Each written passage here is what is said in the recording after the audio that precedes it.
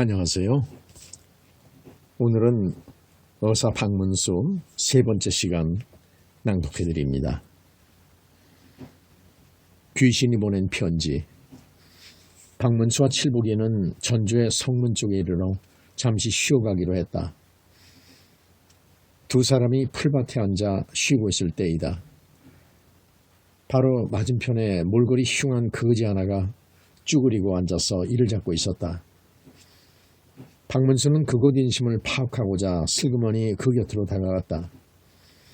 거지가 시선을 돌려 실컷 쳐다본다. 흡사 귀신을 연상시킬 정도로 일그러지고 흉한 몰골이었다.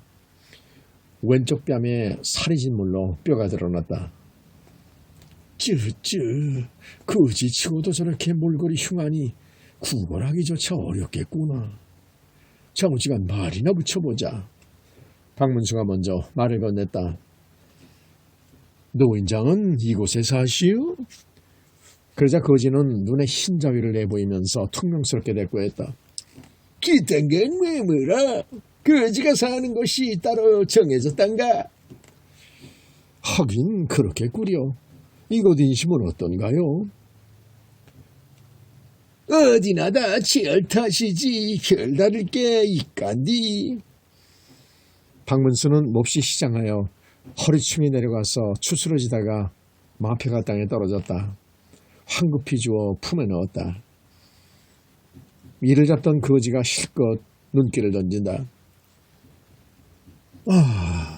행여 저 거지가 이 마패를 보았으면 어쩌나. 보았더라도 이것이 무엇인지 잘 모르겠지. 박문수는 잠시 소홀하여 실수한 자신의 행동을 속으로 탓했다. 노인장, 시장하실 텐데 이것으로 국밥이나 한 그릇 사 드시구려. 그 대신 재미있는 세상 얘기라도 있으면 들려주시고. 박문수가 엽전 몇 잎을 던져주니 거지는 이내 표정이 달라진다. 그는 이를 잡던 동작을 멈추고 바지를 추스르며 자리에서 일어서더니 고맙다는 말도 없이 어디론가 걸어가다가 갑자기 돌아서면서 이렇게 말했다. 재미있는 이야기는 없어마는 저기 맞은편 고래등 같은 최부잣집에 간밤에 살인사건이 났다오. 그런 것도 재미가 있을지 모르죠. 여보시오 노인, 그 말이 사실이요? 그러나 거지는 대꾸도 않고 어디론가 서둘러 걸어간다. 박문수는 곧 칠복이에게 명령했다. 칠복아, 행여 저 거지가 우리의 신분을 짐작하고 소문낼지도 모른다. 그러니 우리 서로 떨어져 행동하자. 너는 지금부터 최부자의 살인사건에 대해서 가능한 많은 정보를 수집해라. 그리고 내일 바로 저 아래 다리 밑에서 저녁 무렵에 만나자. 자, 이것은 그동안 필요한 용돈이다. 가능하면 그 집 하인들 중에 누군가를 적당히 술도 먹이고 구슬르면은 무슨 정보라도 얻을 수 있을 것이다. 박문수는 자금을 넉넉히 주었다. 다음날 약속 장소에서 박문수를 만난 칠복이는 자신이 수집한 정보에 대해 이렇게 말했다. 나으리, 어제 그 흉측하게 생긴 거지가 지나치는 말로 짓거린 살인사건은 사실이었습니다. 그 집은 이곳에서 소문난 부자이며 제일 큰 포목상을 하는 최순실이란 사람의 재산 문제를 둘러싸고 빚어진 살인사건이라고 합니다. 최순실이라는 부자는 5년 전에 피살되었답니다. 그는 죽기 전부터 몇만냥이란 엄청난 재산을 어딘가에 몰래 감추었다고 합니다. 그래? 무엇 때문에 감추었으며 어떻게 죽었다고 하더냐? 최 부자는 생전에 자기의 재산을 누군가 노리고 있다는 불안 속에서 살았다고 합니다. 최 부자의 스라이는 자식이 없답니다. 그래서 덕삼이와 춘삼이라는 두 조카를 데려다가 친아들처럼 대하며 장사를 가르쳤다 합니다. 그들은 부지런하고 성실하여 삼촌의 재산을 불리는데 크게 기여했답니다. 그러니 최 부자는 두 조카를 절대적으로 신임하고 후계자로 삼으려 마음먹었답니다. 그러는 사이에 두 조카도 결혼을 했는데 덕삼이는 화선이라는 딸을 낳았고 춘삼이는 기원이라는 아들을 길렀대요. 그런데 그 무렵 최부자의 육촌 동생인 순기라는 자가 찾아들면서 그 집의 분위기가 묘하게 변했답니다. 순기는 어려서 집을 나갔다가 생사조차 모르고 지내던 중에 갑자기 나타났답니다. 순기는 자신의 육촌 형님에게 자꾸만 새 장가를 가라고 권유하여 아름답게 생긴 후처까지 손수 물색하여 바쳤다 합니다. 늙은 나이에 새 장가를 들어 후처에게 깊이 빠지니 분위기가 묘하게 변했답니다.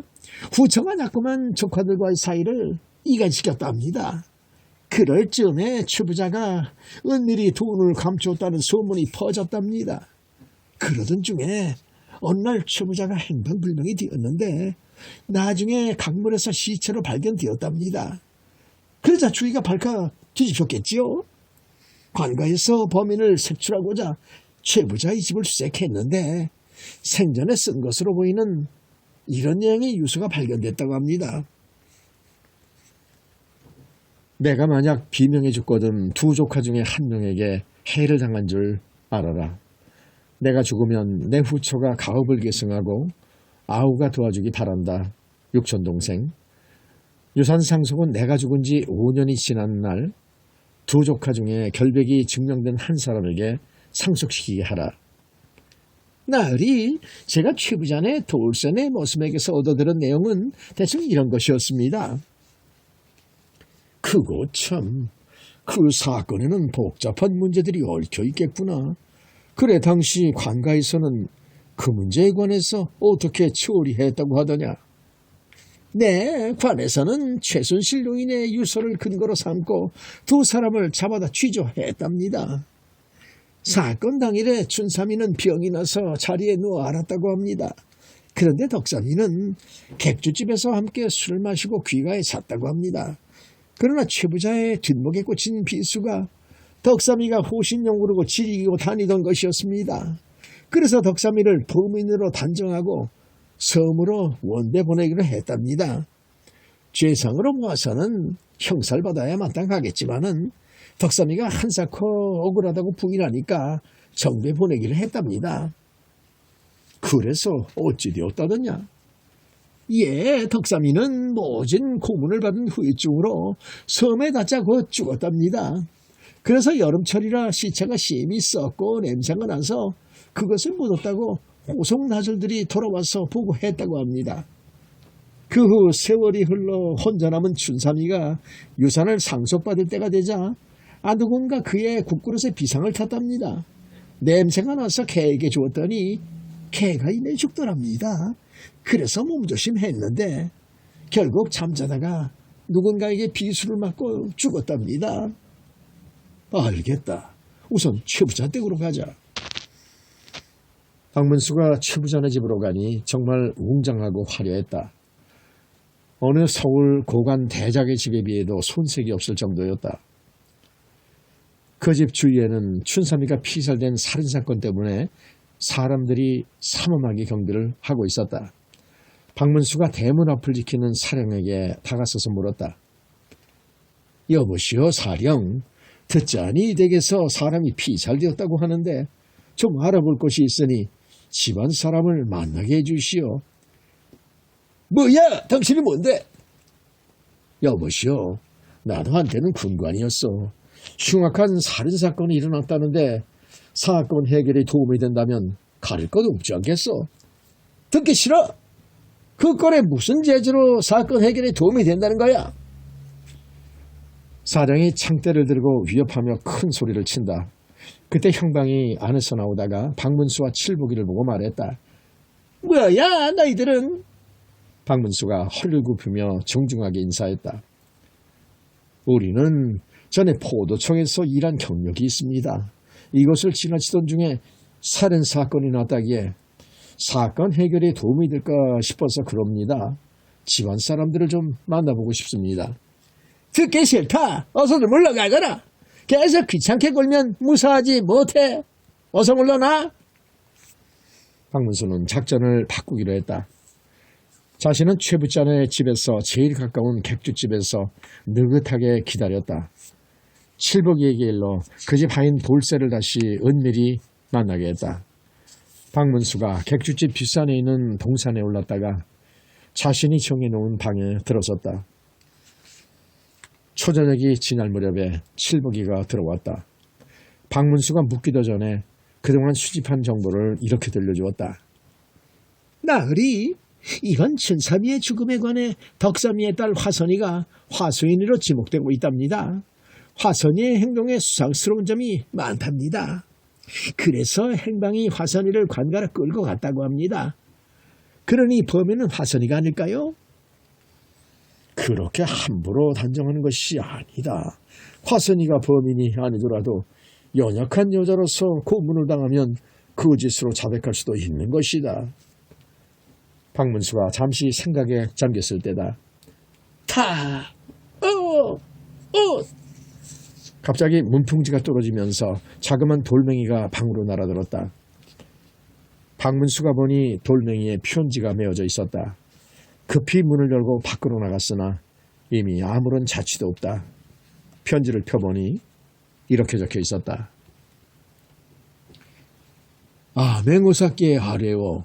저는 5년 전에 허술하게 죽은 최덕삼의 홀령입니다. 원한이 구천에 사무쳐 저승에도 못 가고 떠돌고 있습니다. 그런데 이제 다시 사랑하는 제 딸마저 또다시 마수에 걸려 살인범 혐의를 덮었었습니다. 그리하여 부득이 어사또 나으리께 이런 글을 올립니다. 제 딸은 결코 제 삼촌을 죽이지 않았습니다. 오로지 어사또 나으리의 현명한 판단으로 그 억울함을 풀어주소서. 저승에도 못 간 최덕삼의 혼백이 올리나이다. 나으리, 무슨 일입니까요? 이 편지는 이 사건에 도움이 될 것 같구나. 박문수는 무엇을 생각했는지 속으로 빙긋이 웃더니 잠자리에 누웠다. 칠복이가 피곤한지 깊은 잠에 떨어지자 슬그머니 자리에서 일어났다. 그리고 무슨 생각했는지 다리 밑으로 가서 두리번거리다가 소리쳤다. 최덕삼의 혼백을 만나러 왔다. 내가 말 안 해도 누군 줄 알겠지.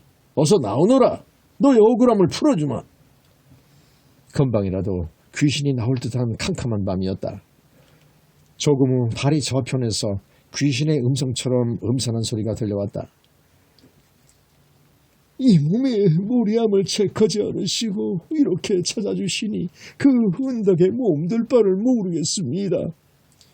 격식은 그만두고 모습을 나타내라 어서. 조금 후 고약한 냄새가 확 끼치더니 어떤 물체가 눈앞에 나타났다. 박문수는 잠자코 그 뒤를 따랐다.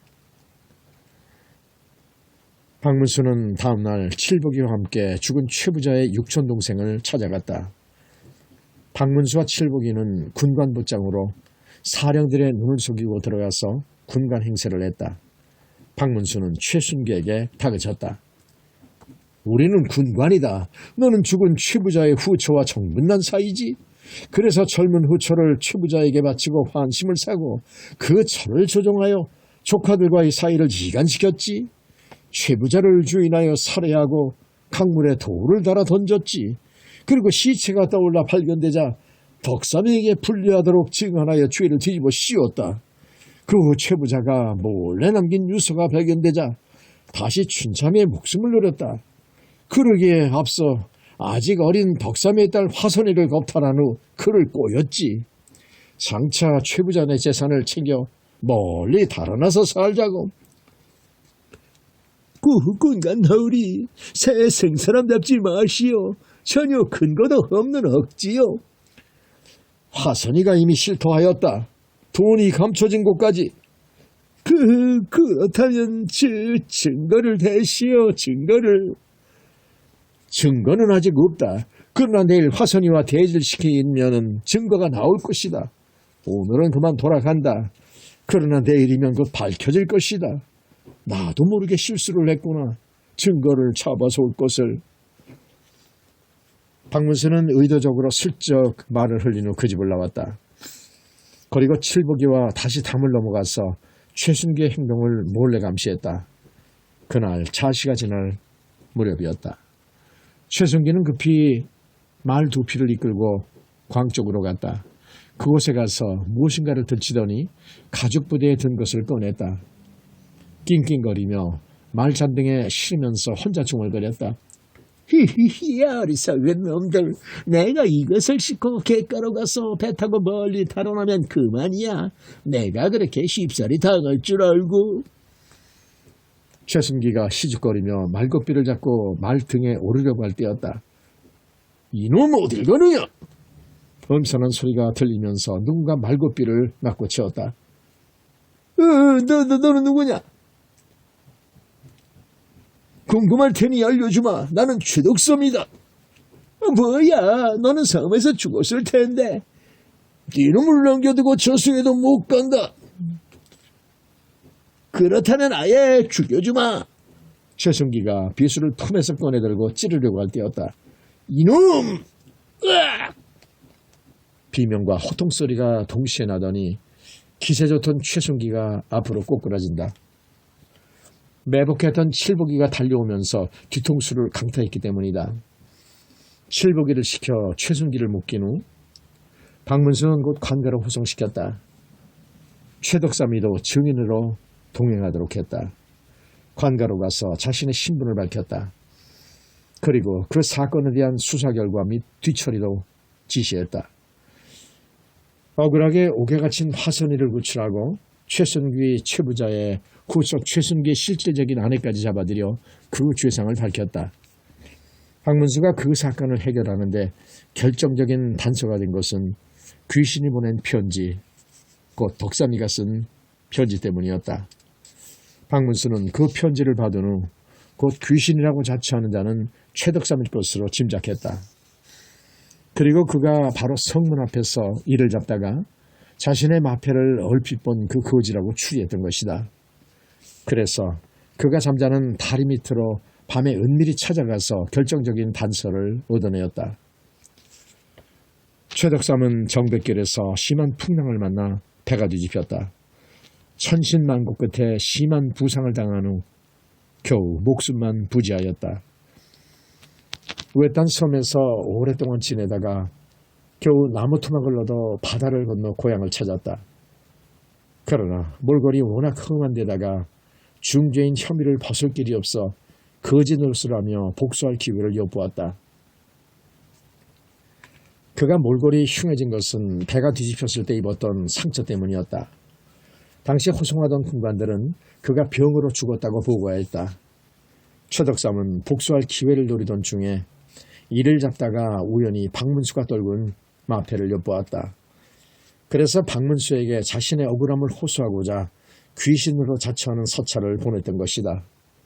박문수는 즉각 그 사건의 문제에 대한 열쇠는 그 수상한 거지에게 있다고 판단하였다.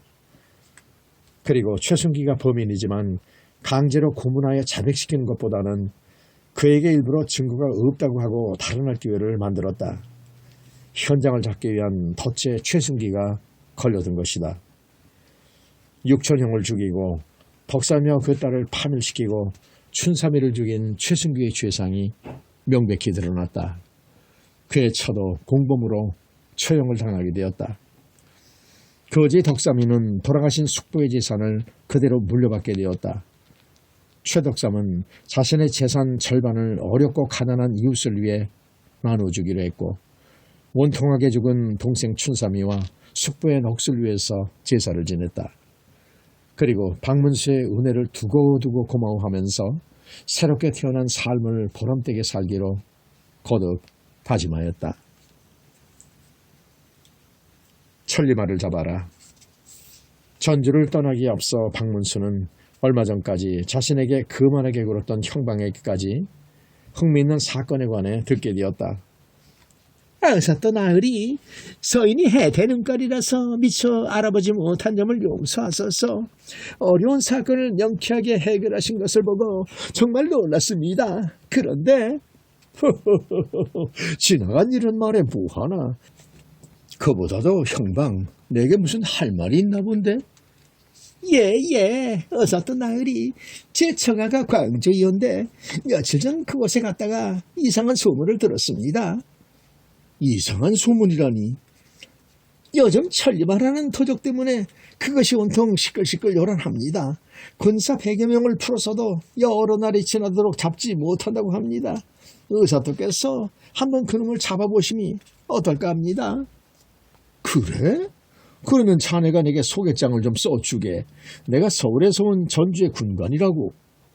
만약 뒷문제가 생긴다면 내가 책임지겠네. 의사도께서 책임지신다면 문제될 게 없습니다. 만일 귀신 잡는 의사도라는 소문이 퍼지면 천리마라는 괴적이 숨어버릴지도 모르니까 그런 방법을 택하시려고 그러시죠?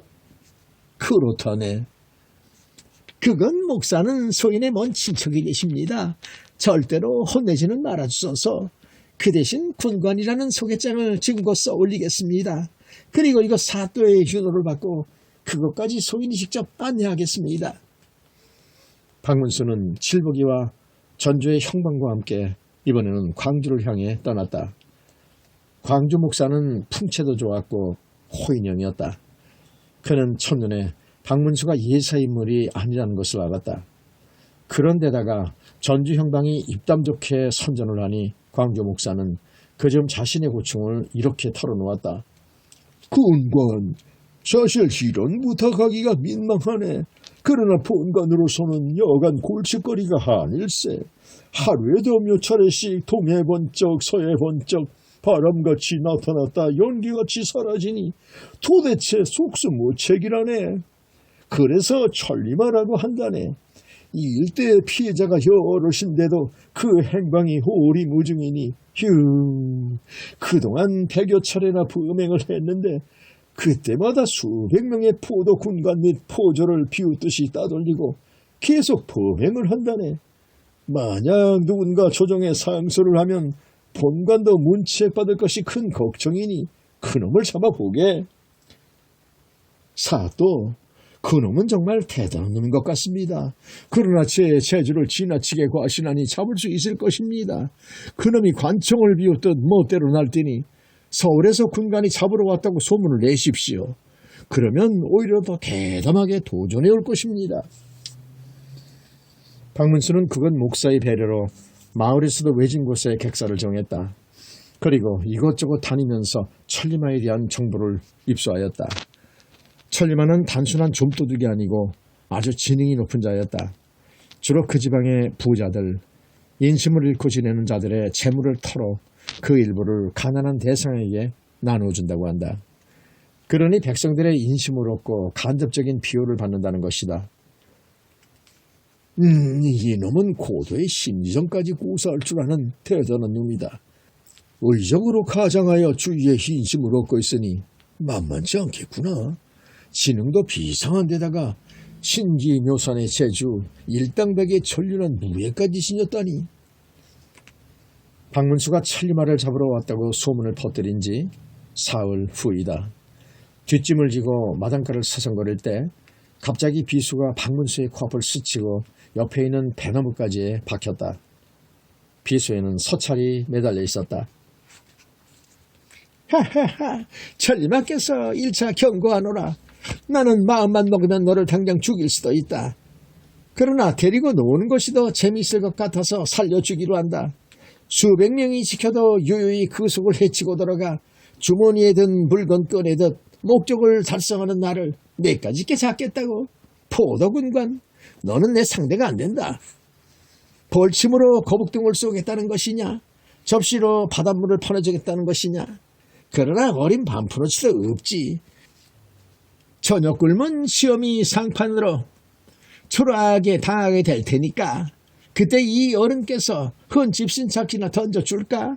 감히 나에게 도전하다니 건방진 놈. 앞으로 자주 만나세. 번번이 헌물을 켜게 해줄 테니까. 천리마 쓰시다. 박문수는 그 편지를 읽고 그 대담함에 혀를 내둘렀다. 이놈은 정말 저간내기가 아니다. 섣불리 되었다가는 실패하게 될 테니 다각도로 신중히 대처해야지. 그날 밤 천리마와의 싸움을 어떻게 대응해야 할 것인가를 골똘히 생각하며 대문 한쪽에서 서성이는데 휙 소리와 함께 다시 비수가 날아들었다. 섞어라 이놈! 박문수가 소리치며 달려나갔다. 그러나 비수를 던진 검은 물체는 벌써 저만치 달아나고 있었다. 비호처럼 날랜 동작이었다. 달인아처럼 발견돼 그놈은 달아나다가 힘껏 돌아보며 소리친다. 자, 봐라 이놈! 검은 물체는 두 길이 넘는 돌담을 날개 달린 듯 훌쩍 뛰어넘어 자취를 감추었다. 복면을 하고 있었다. 이야, 정말 대단한 놈이로구나. 박문수는 안으로 들어와서 비수가 박힌 곳으로 다가갔다. 역시 편지가 매달려 있었다. 보도공간 보아라. 전나비 꽁무니에서 금달걀이 나오고 5월 쇠불을 떨어질 때를 바라보는 미련한 놈아. 이 천리마께서는 내일 밤 술시에 최우상내를 털어갈 것이다. 내 놈 재간껏 날 잡아보아라. 이놈이 사람을 무시해도 분수가 있지 이런. 박문수는 다음날 칠복이와 똑똑한 형방 비장 몇 명을 골라서 최우상내 집으로 들어가서 미리 양해를 구하고 잠복했다. 최우상내는 공포에 질려 벌벌 떨었다. 안심하시오. 그놈은 사람을 해치지 않는다오. 귀중품이나 잘 간수하시오. 박문수는 이렇게 주의를 시키고 밤새도록 기다렸다. 술시가 지나고 해시가 지나 자시가 되어도 아무런 기척이 없었다. 모두들 졸음이 쏟아져 더 이상 견딜 수가 없었다. 이놈이 우리를 속였구나. 일단 돌아가자. 박문수와 칠복이가 그 집 대문을 나설 때이다. 갑자기 검은 물체가 집안에서 담장을 훌쩍 뛰어넘어 달아난다. 섞어라! 이놈께 섞어라!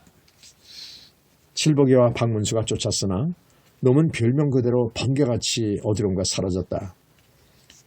다시 최우상네 집으로 들어가 보니 별장들이 모조리 급소를 맞고 정신을 잃고 있었다.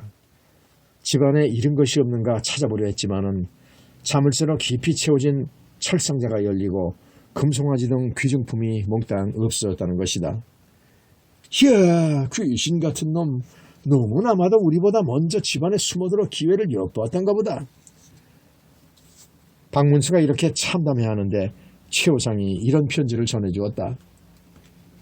서울에서 왔다는 군관인지 개적인지 내까지 놈은 결코 나를 못 잡는다. 내 놈 골려주는 재미가 깨소금 맛이다. 또 만나게 될 것이다. 어리석은 군관아. 와, 이놈에게 연거푸당하다니. 이거 자존심 상해 못 견디겠구나.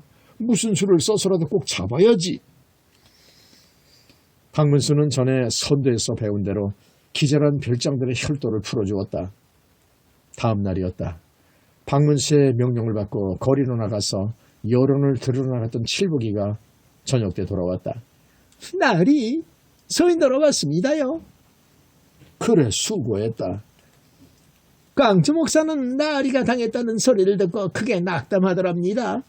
이곳 사람들은 저작거리에서도 나으리가 천리마에게 당했다는 것을 화제거리로 삼고 있습니다. 이거 정말 창피스러운 못 견디겠군. 그나저나 무슨 대책을 세워야지요. 그러게 말이다. 그런데 그놈의 윤곽조차 파악할 수가 없으니. 바로 그때였다. 누군가 찾는 소리가 들려온다. 여보세요. 여보세요. 거기 누구냐? 박문수가 방문을 열어줬으니 방문 밖에는 예쁘장하게 생긴 여너무 살 정도로 보이는 계집아이가 서 있었다. 너는 누구냐? 예, 쇠내는 저기 건너편 박진산의 계집종입니다. 어떤 아저씨가 이것을 전하더라고 시켜서. 계집아이는 어떤 서찰을 내밀었다. 박문수가 펴보니 이렇게 씌어 있었다. 나는 지금 박진산의 집에서 너를 기다리겠다. 나를 만나려거든 이 서찰을 전해준 아이를 따라오너라. 박문수는 칠복이와 단단한 무장을 하고 계집아이의 뒤를 따라갔다. 박진산의 대문을 들어서는 순간 복면한 자가 비호처럼 담을 뛰어넘어 자취를 감추었다. 천리마가 기다리겠다는 곳으로 갔으나 그곳엔 흔적도 없었다. 이거 참 분해서 못 견디겠다. 그놈에게 거듭 우롱을 당하다니. 박문수는 계집아이에게 이것저것 물어봤으나 단서가 될 만한 것은 없었다. 칠보가 이러다가는 번번이 당하겠다. 우리가 선수를 써서 덫을 놓아야겠다. 박문수는 많은 군사를 풀어 그를 잡으려는 것보다 자신의 지혜로 잡아야겠다고 생각했다.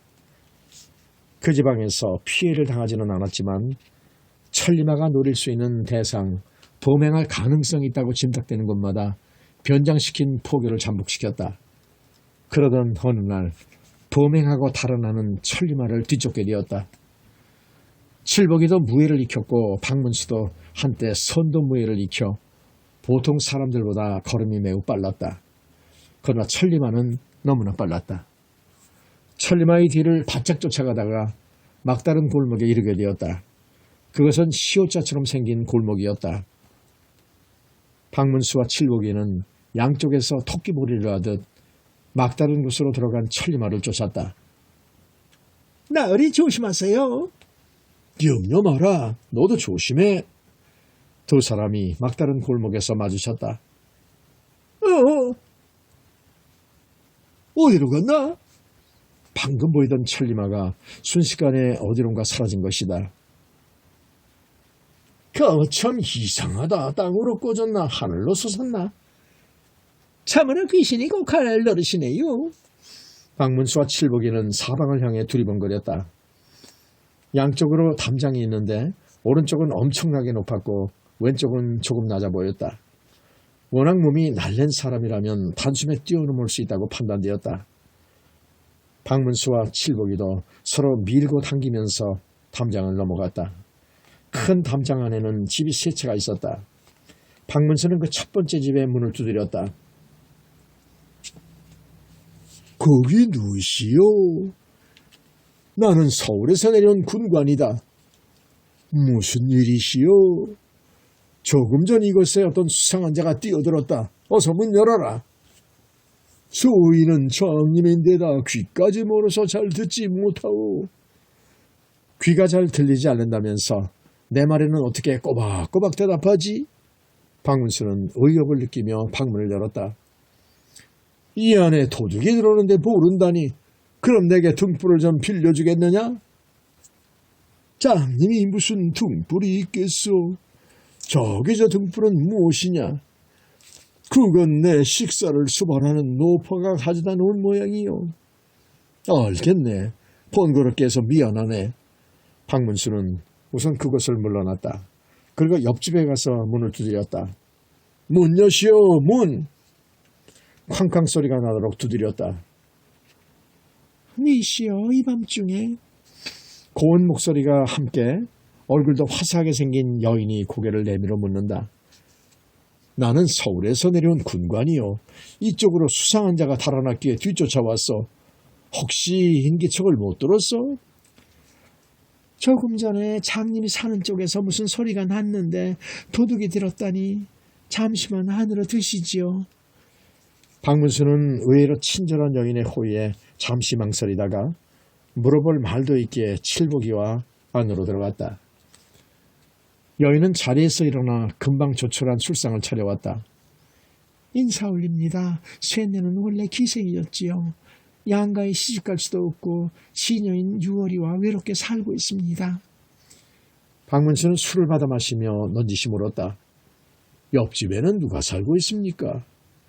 여인이 잠시 망설이다가 대답한다. 옆집에 사는 그분은 추월 선생이란 분이시죠. 눈이 먼데다 귀도 멀어서 크게 소리쳐야만 겨우 듣는답니다. 그리고 그 옆집에는 죽석이란 점쟁이가 삽니다. 점을 잘 쳐서 특히나 젊은 여자들이 잘 드나들지요. 밤늦게 실례가 많았소이다. 박문수는 그날 인사를 하고 칠복이와 객사로 돌아오게 되었다. 객사로 돌아오기 전에 수상한 자가 기웃거려 붙잡아 보니 엉뚱하게도 사령이었다. 객사로 데려와서 술 받아주면서 잘 구슬르자 이런 정보를 제공하였다. 그가 나으리. 이 몸은 올춘이란 여자와 그 집 몸종인 유월이와 관계가 있었지요. 그래? 그럼 그곳 집에 대한 내력을 잘 알겠군. 아는 대로 말해주게. 월춘이란 여자는 소리도 잘하고 곁에가 넘치지요. 실은 이놈은 그 집 여종 유월이와 정분난 사이지요. 그 애에게서 그 집 내막을 잘 듣지요. 박문수는 궁금한 점에 대해서 이것저것 물었다. 그리하여 추월 선생이란 자가 월춘이란 여자와 은밀한 관계라는 것을 알았다. 이상하다. 얼굴도 곱고 젊은 여자가 무엇 때문에 나이 많고 몰골인 흉악한 자와 그런 관계일까? 그리고 초면에 그 여자가 지나치게 친절하게 대한 것도 수상하다. 월춘이란 여자 집에는 추월 선생만 드나든다고 하던가? 뭔걸요? 40세 남짓한 멋쟁이를 비롯해서 몇 명이 드나든다고 하던데요. 40쯤 된 그자는 몸이 날래요. 웬만한 담장은 그대로 날개다친 듯 후를 뛰어넘고 걸음도 비호처럼 빠르답니다. 그런데 이상한 것은 추월 선생이 들어가면 이내 복면한 사나이가 나온답니다. 왜 복면을 할까? 새서방 노릇을 하는 게 남에게 알려질까봐 꼬려서 있겠죠.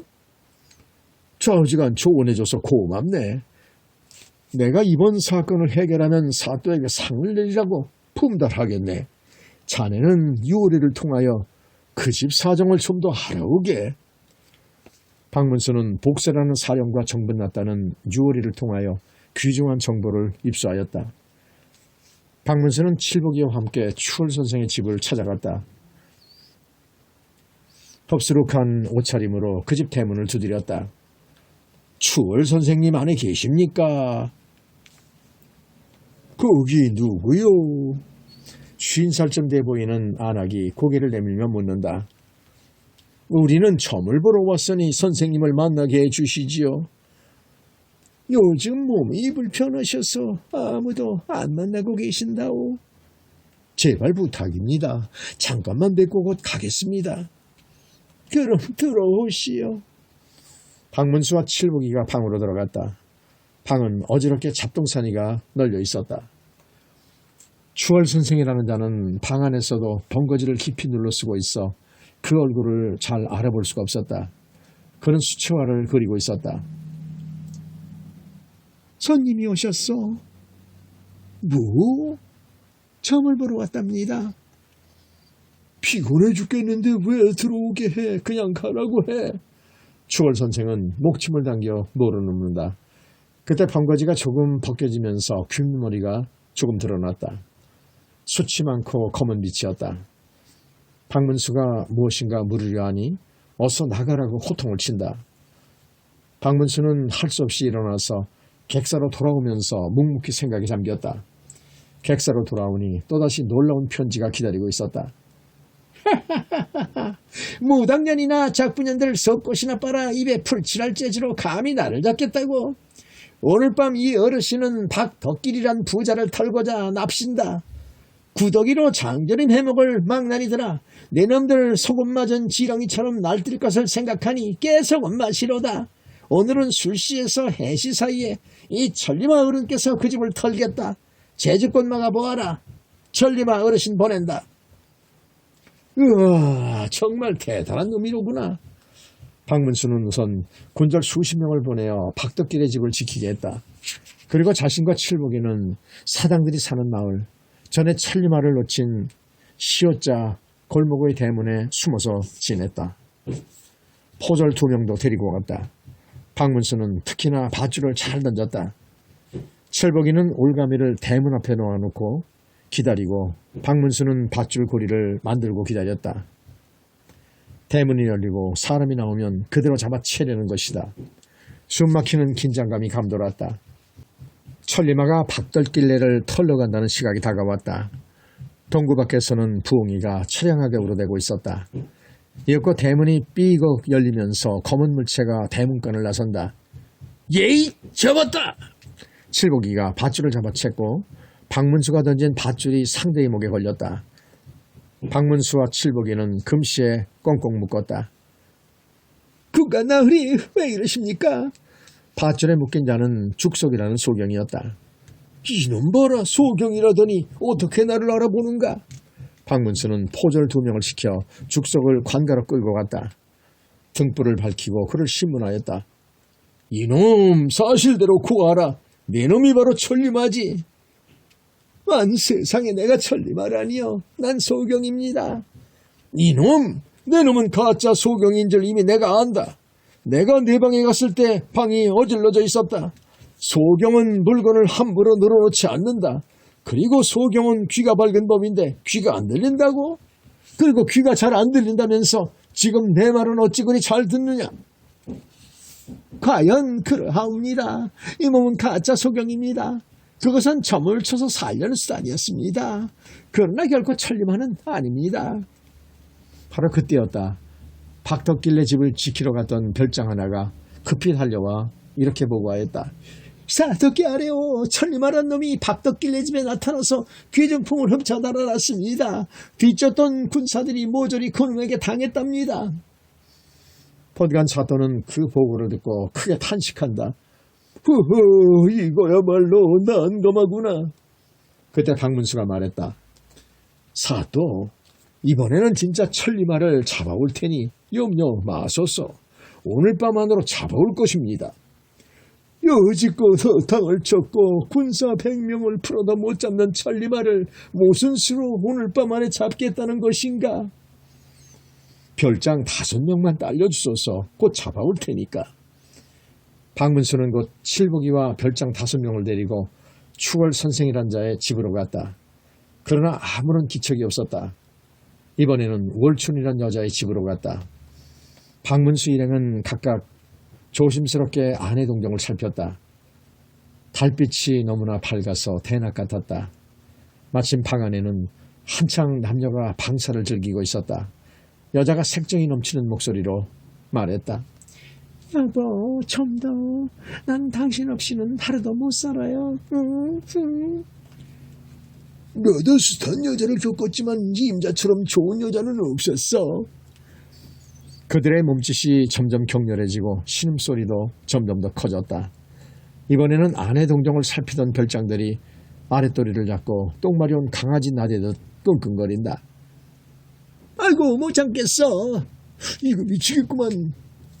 박문수는 아까 별장들과 칠복에게 이렇게 미리 주의를 주었다. 천리만은 지금 월춘인의 집에 있다. 그놈은 예산놈이 아니다. 내가 기회를 봐서 신호를 보내거든. 불시에 덮쳐라. 남녀가 드디어 절정의 상태에 이르렀을 때 박문수가 신호를 보냈다. 그때 칠복이와 별장들이 오랏줄을 쥐고 소리개가 병아리를 덮치듯 불시에 방사 중인 2사람을 덮쳤다. 이름 잡았다! 와! 순식간에 추월 선생이라는 자는 오랏줄에 묶였다. 발가벗은 상태였다. 분하다. 방심한 것이 실수였구나. 추월 선생이라는 자 입에서 튀어나온 소리였다. 여자는 그때까지 정신을 못 차리다가 곧 아랫도리를 가리었다. 자, 그놈 물건 한번 쓸만하단께. 별장 하나가 용모방망이로 아직도 빳빳이 서 있는 추월 선생의 물건을 톡톡 건드렸다. 그때 여자가 앙칼지게 소리쳤다. 여보세요, 이게 뭐예요? 개도 흘리할 때는 강제로 안 뗀다는데. 뭐야, 이년 터진 입으로 은챙이 김치국 흘리듯 무엇이 어째? 그 순간 방심한 것이 탈이었다. 벌거벗은 상태에서 여자가 잽싸게 달려들어 용무방망이로 추월 선생의 물건을 건드린 별장의 낭신을 움켜쥐고 힘껏 당겼다. 으아! 이 년이 사람 잡네. 주위에서 황급히 여자를 떼놓았다. 아이고, 이 년이 무슨 엇가심뽀야. 난 아직 장계도 못 갔는데. 아이고. 그때 박문수가 나서서 이렇게 말했다. 얘들아, 너희들은 산에만 먼저 끌고 나와라. 그리고 겉에 도포라도 걸쳐 주어라. 여자가 옷을 입거든 함께 끌고 관가로 가자. 한바탕 소동 끝에 모두 관가로 끌고 갔다. 아직 새벽이 되지는 않았다. 그날 서로 대들시키며 끈질기게 유도신문하는 박문수에게 추월 선생이라는 자는 자신이 천리마라는 것을 결국 자백했다. 천리마는 나이가 42이었다. 그의 부인 행세를 하던 여자는 그의 누나였다. 그리고 월추는 그의 처였다. 그리고 석죽이란 가짜 장님도 한패였다. 그들은 서로 짜고 결혼작전을 폈다. 추월 선생은 원래 사랑패의 우두머리인 꼭두새였다. 절묘한 무예를 익힌 데다가 두뇌가 비상하였다. 그는 훔친 재물을 모조리 은밀한 곳에다 숨겨놓았다. 그것을 미천으로 불만 세력을 규합하여 반란을 일으키려고 했다. 만약 실패하면 귀중품을 챙겨 섬으로 가서 살려고 했던 것이다. 사건을 해결한 후에야 박문수는 광주 목사에게 자신의 신분을 밝혔다. 그간의 사정을 듣고 난 광주 목사가 궁금스러운 사항에 대해서 물었다. 어서 또 어리석은 수관으로서는 도무지 엄두도 못 낼 큰 일을 해결하셨소. 그런데 어서 또의 말씀을 듣고도 궁금한 점이 있습니다. 어떻게 추월이라는 자가 천리마라는 것을 아셨는지요? 나는 처음부터 추월이란 자에게 혐의를 두었지요. 그가 방 안에서도 번거지를 썼는데 목침을 당겨 자리에 누울 때까지 번거지가 약간 벗어졌지요. 그때 머리숱이 많고 까맣기에 노인이 아닌데 노인으로 꾸민 것으로 짐작을 했소. 그는 집안에 들을 때 번번이 변장을 했지요. 월춘이의 집으로 들어갈 때는 추월이란 자, 나올 때는 복면을 하고 다른 사람으로 가장했소. 도적질을 한 후에는 집에서 노인 행세를 했어. 때로는 장님 행세도 했어. 그리고 석죽이란 자도 공범자로서 천리마가 도둑질 나갈 때 다른 반대편에서 도적질했어. 그러니 천리마가 교란을 시켰던 것이지요. 그러니까 모두가 공범자지요. 참으로 진행이 비상한 놈들이었어. 박문수의 명쾌한 대답을 듣고 광주 목사는 감탄을 거듭했다. 박문수는 광주 목사에게 뒷문제 처리까지 일일이 지시하였다. 얼마 후 박문수는 칠복이와 함께 다시기를 떠났다. 사랑이 죄이련가 돈이 죄이련가. 광주에 사는 박준보의 사랑채는 매우 넓었다. 이웃 사람들이 몰려들어 술을 마시고 있었다. 저마다 술이 얼큰해지자 온갖 이야기가 쏟아져 나왔다. 여보게 세상에는 비밀이라는 없다네. 언젠가는 밝혀지니까. 그 말을 듣고 나이가 젊은 기주가 이렇게 말했다. 비밀은 연거히 지속될 수 있어요. 밝혀지지 않는 경우가 얼마나 많은데. 이번에는 집주인 박준보가 말을 받았다. 여보게들 내 말 좀 들어보시게. 나도 비밀이 있는데 결국 드러나더군. 소문난 알부자로서 입이 무거운 편인 김정수 노인도 끼어들었다. 그는 지금 고리대금업을 하고 있었다. 여보게들 나는 30여 년 전에 비밀이 있는데 그걸 털어놓고 싶어서 못 견딘다네. 그 말을 듣고 나이든 축에서 서로 재촉하였다. 여보게 전의 비밀이 뭔지 말이나 해보게. 그래 꺼낸 김에 어서 털어놓아. 좌중에 사람들이 자꾸만 채근하니 김정수 노인은 술을 한 잔 쭉 들이킨 후 천천히 입을 열었다. 내가 지금 비밀을 털어놓는 것은 오랜 세월 30년이 지났기 때문이야. 나는 전에 전주 가명에서 잠시 군관을 지낸 적이 있다네. 그런데 내 말을 다들 그냥 듣고는 흘려버리게. 어디서 옮겨서는 안 되네. 엄려 말라니까. 어서 얘기나 하게. 하루 그때 옆방에서 인기척이 났다. 저 옆방에서 인기척이 나는데 있기는 누가 있어? 어디 보세. 주인 박준보가 자기 집 방문을 드르륵 열었다. 어머나 아이 깜짝이야. 열어젖힌 방문 뒤에서는 주인집 딸 연옥이가 화들짝 놀랐다. 박준보가 물었다. 너 거기서 뭐하고 있느냐? 예, 차라도 끓여올릴까 여쭈려고. 아니다. 차는 필요 없다. 어른들끼리 얘기가 있으니 너는 물러가거라. 예, 아버님. 연옥이는 박준보의 무남 동료에게 금이야 오기야 애지중지 키워 어느새 19세가 되었다. 진작 짝을 지어주려고 했지만은 상대를 고르느라고 혼기가 다소 늦어지고 있었다. 박준보가 김정수에게 재촉하였다. 자, 이젠 어서 꺼냈던 이야기나 마저 하시게. 그러지 뭐. 내가 군관을 지낼 때 계집 문제로 호방과 싸움을 했었지. 서로 칼부림하다가 박성길이란 자를 죽였다네.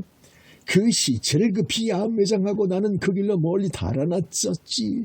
그 후 본명 안상민을 감추고 김정수란 이름으로 지금껏 살아온 것이야.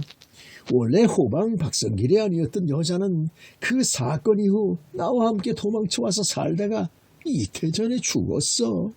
그 여자와 나 사이에 태어난 애가 바로 내 딸 보련이라네. 나도 이젠 살 날이 멀지 않았고 오랜 세월이 흘렀기에 이렇게 털어놓게 된 것이야. 이렇게 털어놓으니 차라리 속이 시원하구만. 그 이야기를 듣고 모두들 놀랐다. 그 중에서도 기주라는 청년의 얼굴색이 충격을 받아서인지 매우 변화했다. 그동안 지켜왔던 비밀을 이제 와서 털어놓은 까닭이 뭐요? 누군가 묻자 이렇게 김정수 노인이 대답했다.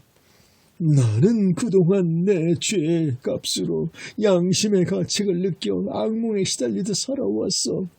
이제 죽더라도 후련히 아무에게나 털어놓고 싶었다고. 김정수 노인의 말에 좌석의 사람들은 엄청난 충격을 받은 듯 묵묵히 술만 마시다가 저마다 하나둘 자리에서 일어나 사라졌다. 술김에 30년 전에 자기 비밀을 털어놓은 김정수 노인은 후련하면서도 속으로 한편 매우 걱정이 되었다. 김정수 노인이 집으로 돌아갈 때는 벌써 어둠이 짙어질 무렵이었다.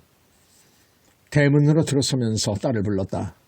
보련아, 어디 있느냐? 예, 아버님, 저 여기 있어요. 딸이 대답하면서 달려나왔다. 그래, 그동안 별일 없었지.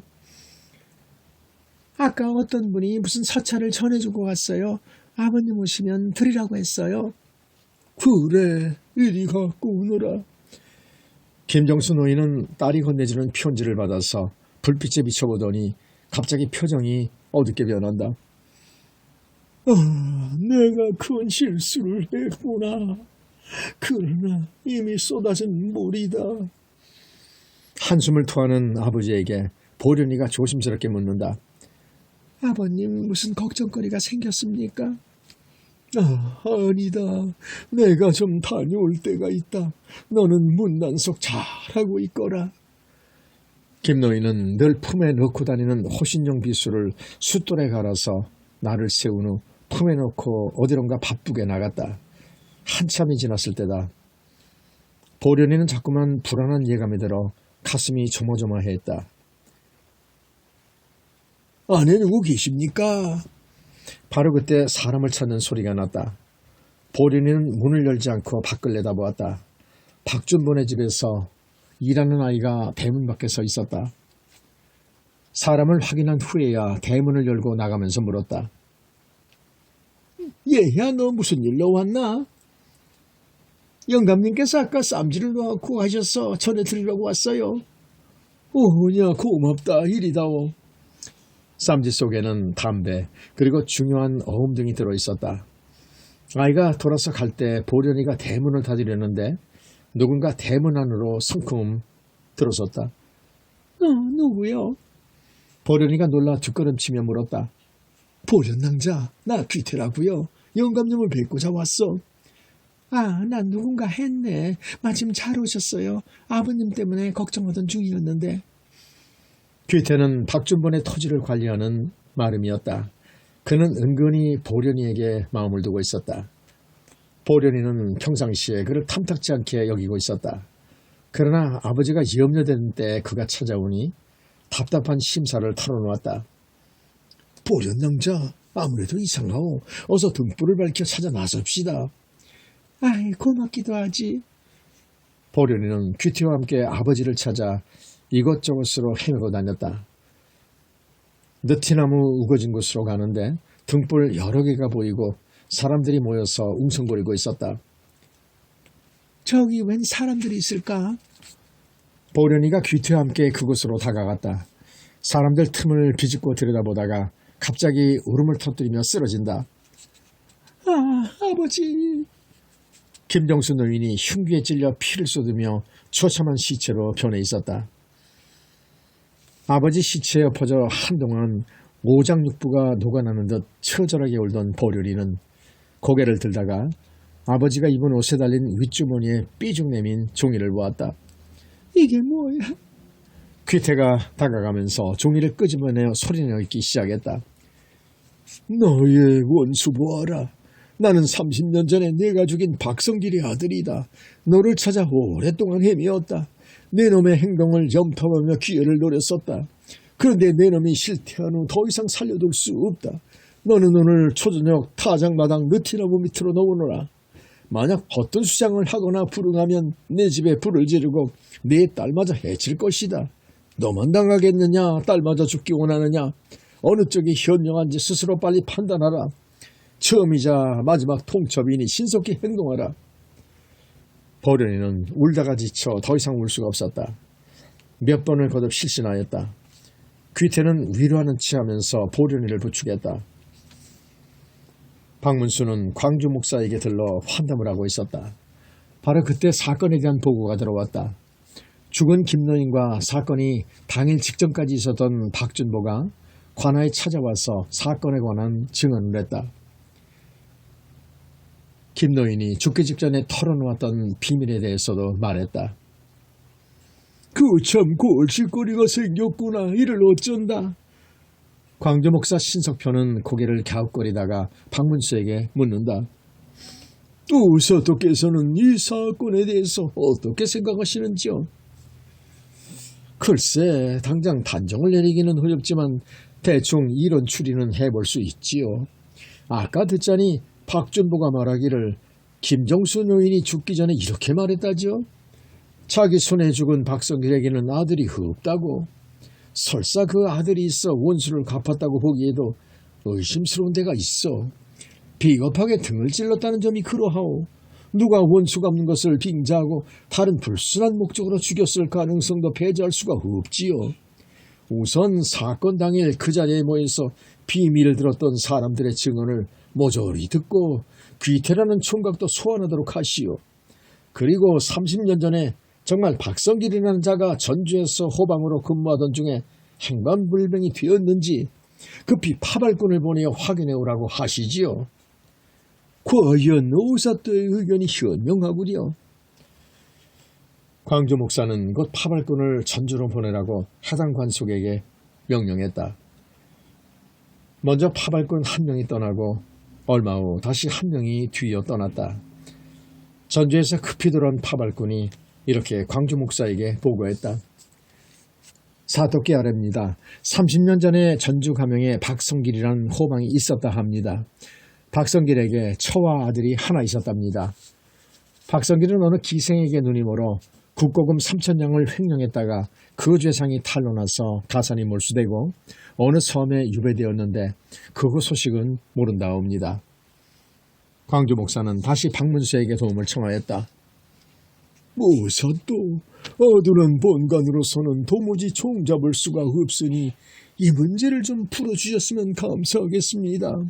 전적으로 이 사건을 의뢰하겠습니다. 글쎄요, 어서 사건을 해결해야지요. 서로 협력해야지요. 박문수는 김용인이 죽기 전에 함께 있었던 사람들을 모두 불러들이기로 했다. 바로 그때 나중에 떠났던 파발꾼이 돌아와 새로운 사실에 대해 보고하였다.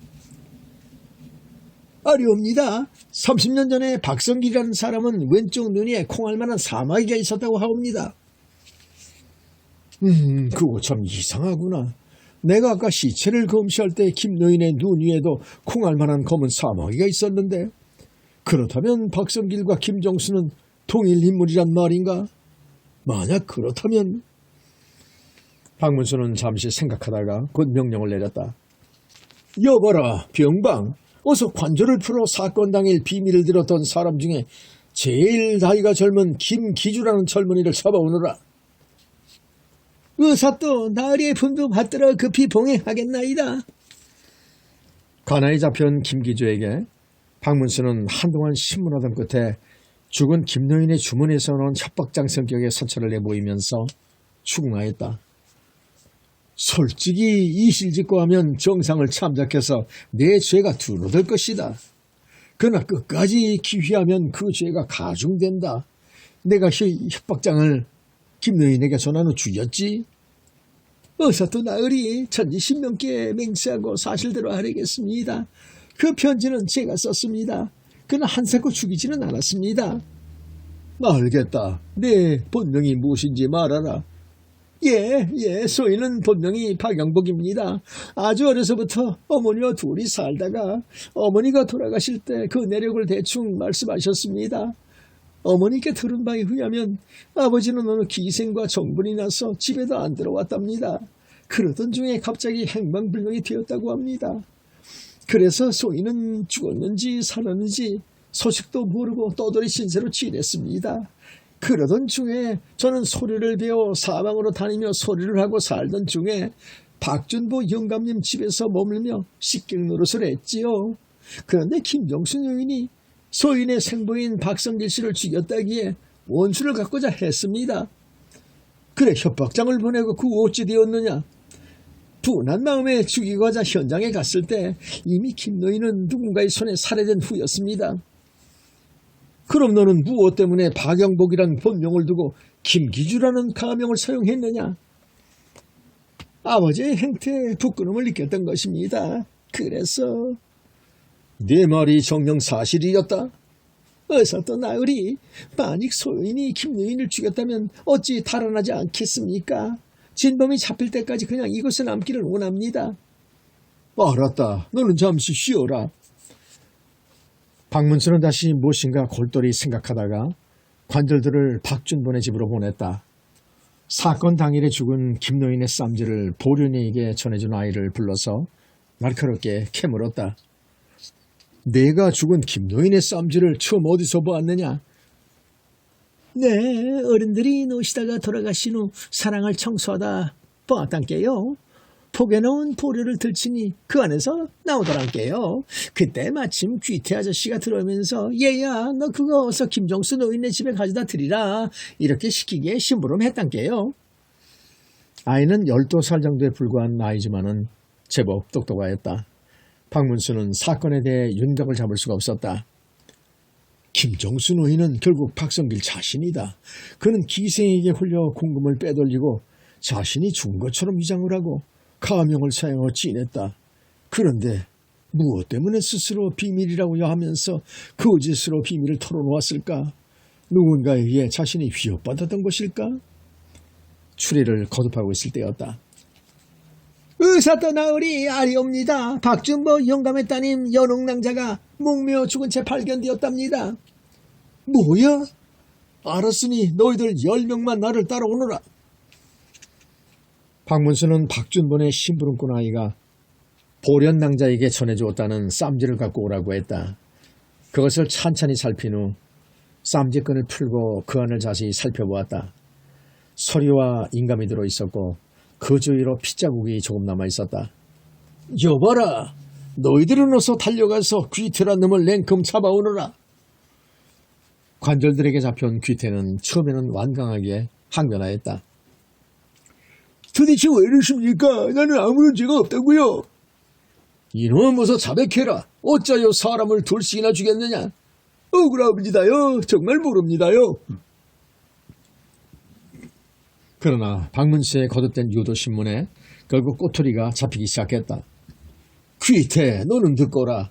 너는 김노인의 과거를 연옥낭자에게서 들었지. 그리고 이번 사건을 저지른 후 너의 범행 목적이 탄로날까봐 증거를 없애고자 연옥낭자를 죽였지. 그리고 목매어 죽은 것처럼 위장시켰지. 어림이다요. 지가 뭐 땜시 사람을 죽였겠습니까요? 닥쳐라 이놈. 이 피 묻은 쌈지가 네 범행에 대한 결정적인 증거물이다. 이래도 아니라고 밀터이냐? 만약 지가 살인했다면 그 속에 든 중요한 서류나 도장이 어찌 그냥 있겠습니까요? 닥쳐라 이놈. 내가 김노인의 쌈지와 관련이 없다면 어찌하여 그 속에 서류와 도장 등이 들어있는지를 아느냐? 내 놈은 음흉한 목적으로 김노인을 죽인 후 쌈지를 갖고 와서 일부러 보료 속에 넣어두었다. 쌈지에 핏자국이 묻은 것을 너는 몰랐지. 가죽인데다 검은 바탕이기 때문이었겠지. 그러나 피가 안으로 스며든 것이 그 증거다. 어서 이실직고 하라. 박문수의 거듭된 추궁에 드디어 귀태는 말문이 막혀 고개를 푹 숙이린다. 이놈 어서 고하여라. 내 놈이 범행한 은인을 말하라. 너는 보련낭자와 결혼하려고 해도 김노인이 반대를 하니 양심을 품었지. 그래서 기회를 엿보던 중에 느티나무 아래로 다가가는 김노인을 뒤에서 찔러 죽인 후 품을 뒤져서 쌈지를 빼내고 돈 문서가 있는가 살펴보고 없으니 그냥 갖고 갔어. 김노인에게서 튀어나온 핏방울이 안으로 스며든 것도 모르고 너는 보련 낭자에게 찾아가 환심을 사고자 함께 김노인을 찾아 나서는 채 했던 것이야. 박문수가 거듭 충하자 결국 자백하기 시작했다. 소인이 죽을 죄를 지었습니다. 소인은 돈도 탐났지만 그보다 보련 낭자와의 혼인을 반대하는 김노인이 미웠습니다. 보련 낭자를 다른 곳으로 시집보내를 했으니까요. 그래서 이놈, 그렇다고 사람을 죽이다니. 네 놈을 법대로 처리하겠다. 바로 그때였다. 혐의자로 몰렸던 김기주가 앞으로 나서며 이렇게 간청을 어서 떠나으리. 소인이 비록 사람을 죽이지는 않았으나 범행하고자 했으니 그 죄는 달게 받겠습니다. 그러나 사건의 내막에 대해 도무지 영문을 모르겠습니다. 깨우쳐 주소서. 내가 박준본의 심부름하는 아이를 시켜 협박장을 보낸 후 느티나무 밑으로 나가기 전에 김노인이 귀태의 손에 등에 흉기를 맞고 죽은 것이야. 이번에 비명에 가신 김노인은 바로 자네의 친아버지야. 하마터면 자네 손으로 아버지를 살해할 뻔했어. 그리고 보련낭자는 바로 자네의 이복 동생이야. 세상에 그럴 수가. 박문수는 사건에 대해 상세하게 설명한 후 우선 귀태를 옥에 가두게 했다. 그리고 혼자서 쓰디쓰게 웃으면서 혼잣말처럼 내뱉었다. 사랑이 죄이냐 돈이 죄이냐. 비밀 통로를 찾아라. 나으리, 이제 또 어디로 가실 예정입니까요?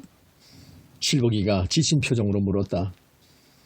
대구의 경상간흥에 들렀다가 그때 형편에 따라서 움직일 예정이다.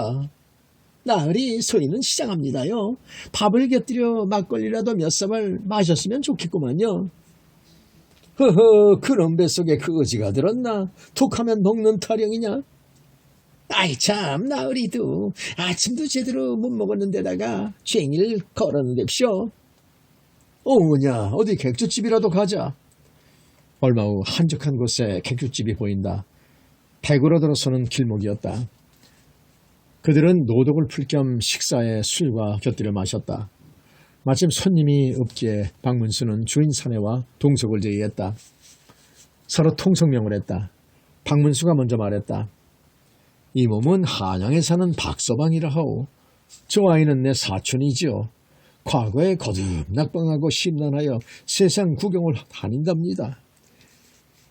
저는 정펀식이라 합니다.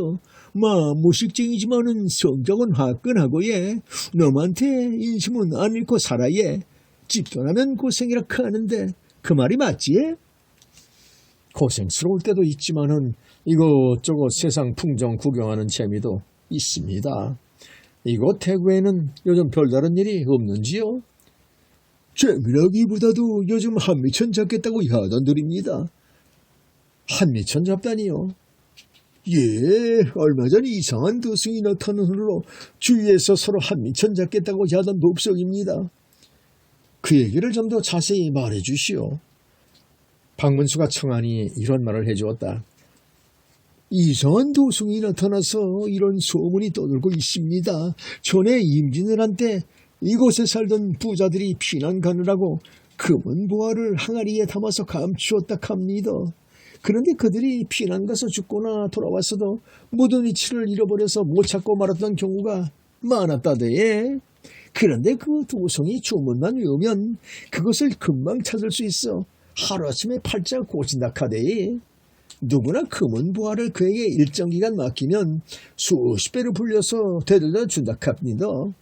지금 윤태화라는 부자도 만냥이라는 거금과 귀정품을 그에게 바치고 불과 열흘로 10만 냥 묻힌 곳을 할아내 단번에 큰 부자가 된다고 소문이 자자합니다. 그래요? 그게 정말인가요? 저는 보지는 못했어요. 그러나 소문이 일대 자자하대에. 그 도승이라는 자 이름이 무엇이라고 하던가요? 예, 회천이라 하대에. 그 도승 때문에 누가 횡재한 사람이 있습니까? 자파상을 하는 김득수라는 사람도 여러 사람 보는 앞에서 30냥을 놓고 사흘에 300냥 묻힌 것을 알아내 횡재했다 카대에. 참으로 이상한 도승이군요. 그가 어디 있는지 아십니까? 김득수가 너무 고맙다고 애써 붙잡아 두었다 카대에. 그거 참 재미있는 이야기군요. 박문수는 이야기 끝에 일찍 자리에 누웠다. 누웠어도 도승이라는 자의 정체가 무엇인가 곰곰이 생각했다. 그 자는 무슨 저희로 그런 소문을 퍼뜨릴까? 참으로 이상하구나. 내가 뒤를 캐보아야지. 박문수는 다음날 칠거기를 시켜 김득순의 집에 머물고 있다는 해천이란 도승의 행적, 김득수에 대해서도 그 내력을 알아오라고 시켰다. 서당기에 3년이면 풍우를 얻는다는 말처럼 칠복이도 이제는 그런 일에 이골이 나서 제 역할을 톡톡히 했다. 그날 저녁 무렵에 돌아온 칠복이는 어디서 어떻게 정보를 입수했는지 박문수에게 이렇게 신나게 짓거려댔다.